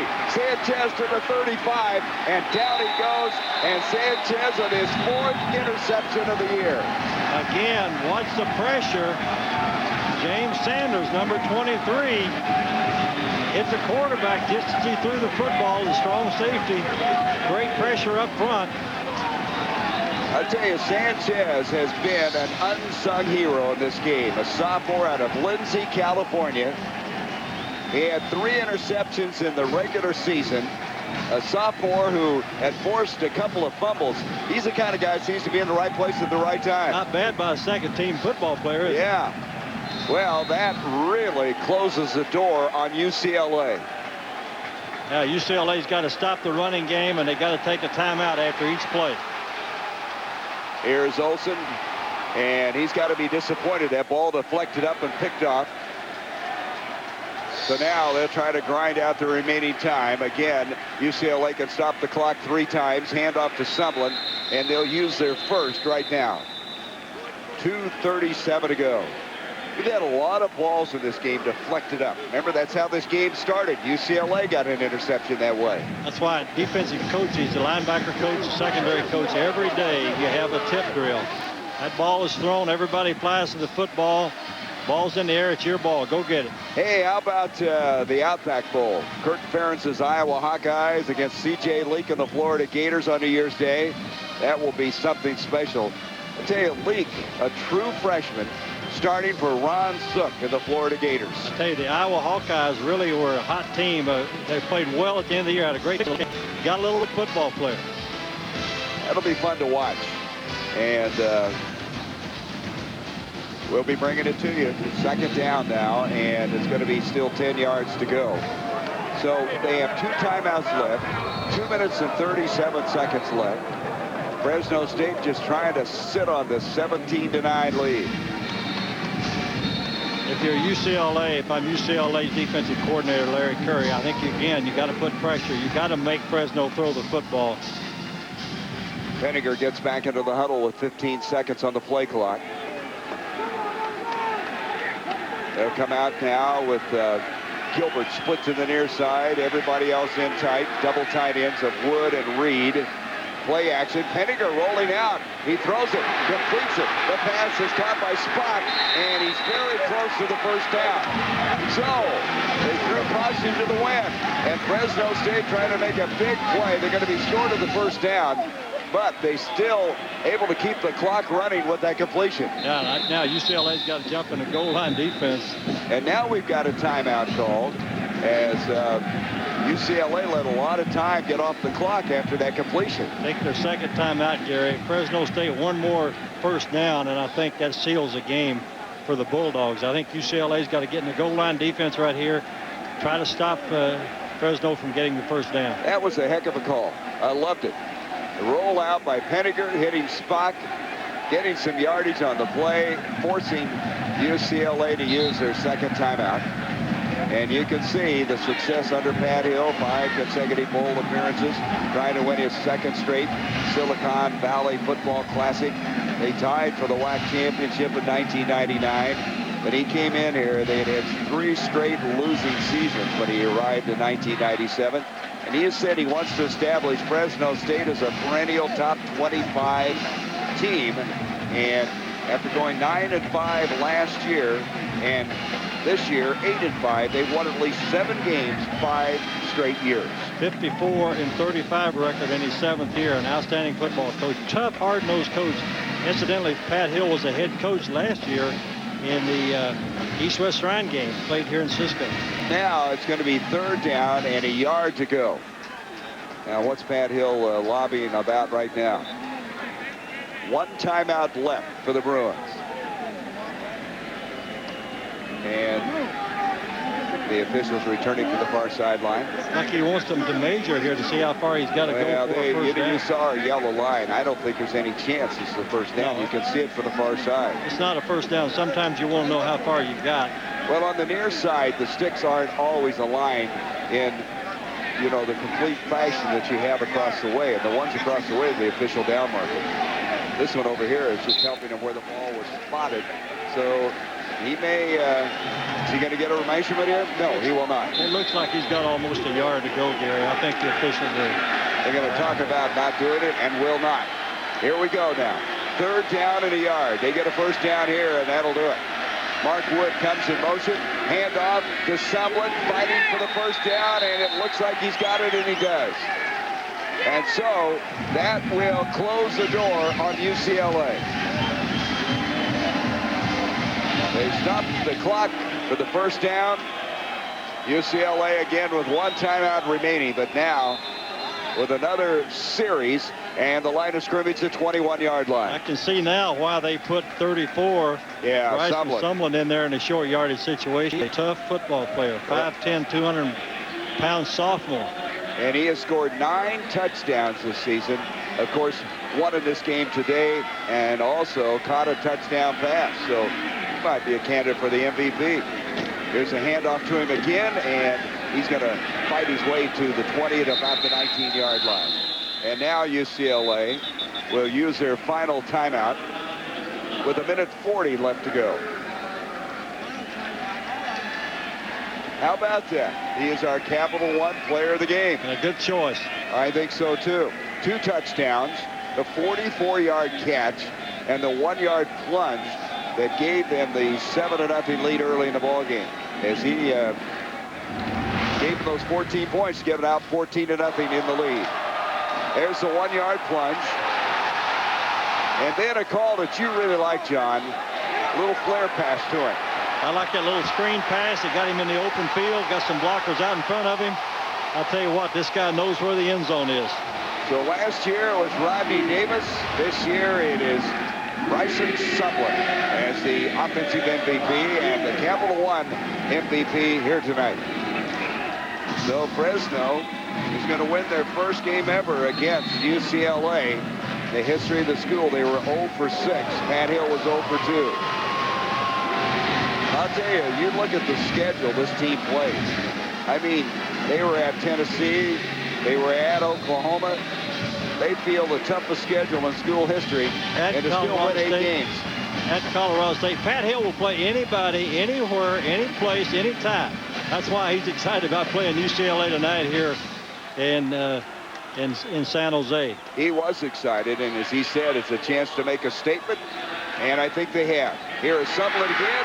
Sublin stays on his feet, fights his way to the 12-yard line. And bodies strewn all along the path as he continued up the field. He's about a yard short of the first down.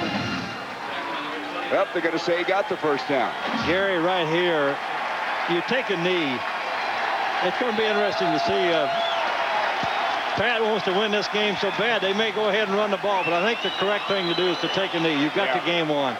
I agree. And they're in no hurry. There they come out of the huddle now with about 14 seconds on the play clock. 1:18 left to go. I love this. This is a good call. Yes, it is. Sportsmanship on the part of Pat Hill and his coaching staff, and he's got an outstanding staff. I mentioned some of those coordinators: Frank Signetti, the offensive coordinator, and of course Dan Brown, the defensive coordinator. John Baxter, a great special teams coach. Outstanding special teams coach. They had 9 blocks coming into this game. Pat Hill is leading the cheers for his fans directly behind the bench, and they get ready to pick him up and carry him off. And there's the Gatorade tradition. And you love it. If you're the head football coach, you love that Gatorade. That means you won the game. And this will be the 2nd year in a row that he's been able to celebrate. They lost to Air Force, Michigan State in the first 2 Silicon Valley Classics. One other assistant coach I want to mention, Dennis Wagner, the assistant head coach and offensive line coach. That offensive line, I thought, did a great job against the UCLA's front 7. And so Fresno State will finish the year at 9-5, and UCLA will lose their 5th straight game. And they are going to drop for the year to 6-7. But one of the things you have to give UCLA credit for, they were down in this game big time, 17-0, but they fought back. Well, Terry Donahue mentioned that Carl Durrell's football team, UCLA football team, would not quit. Gary, they did not quit. There's a lot of fight left in that football team. I thought they came out a little bit flat earlier. They dug themselves a deep hole early in the first half when they got behind. So this Fresno State team, a very, very tough team to beat because they play so hard. The coaches were telling us this week, the UCLA coaches, that they're kind of a scary team. They're kind of a little bit of a sleeping giant, a team that, you know, really, you go up against them, you got everything to lose, nothing to gain, coming from the Pac-10. Let's go to Anne-Marie. She's with Pat Hill. I'm here with Coach Pat Hill. Coach, this is your first win over UCLA. What does it mean to you have this victory today? Well, it was great. We were the better team. We beat them in the first half on offense. We beat them in the second half on defense. You know, the second half we were down inside our 20 the whole game. So I was very proud of the effort by our team. 39 out of 44 coming back. So the future is bright.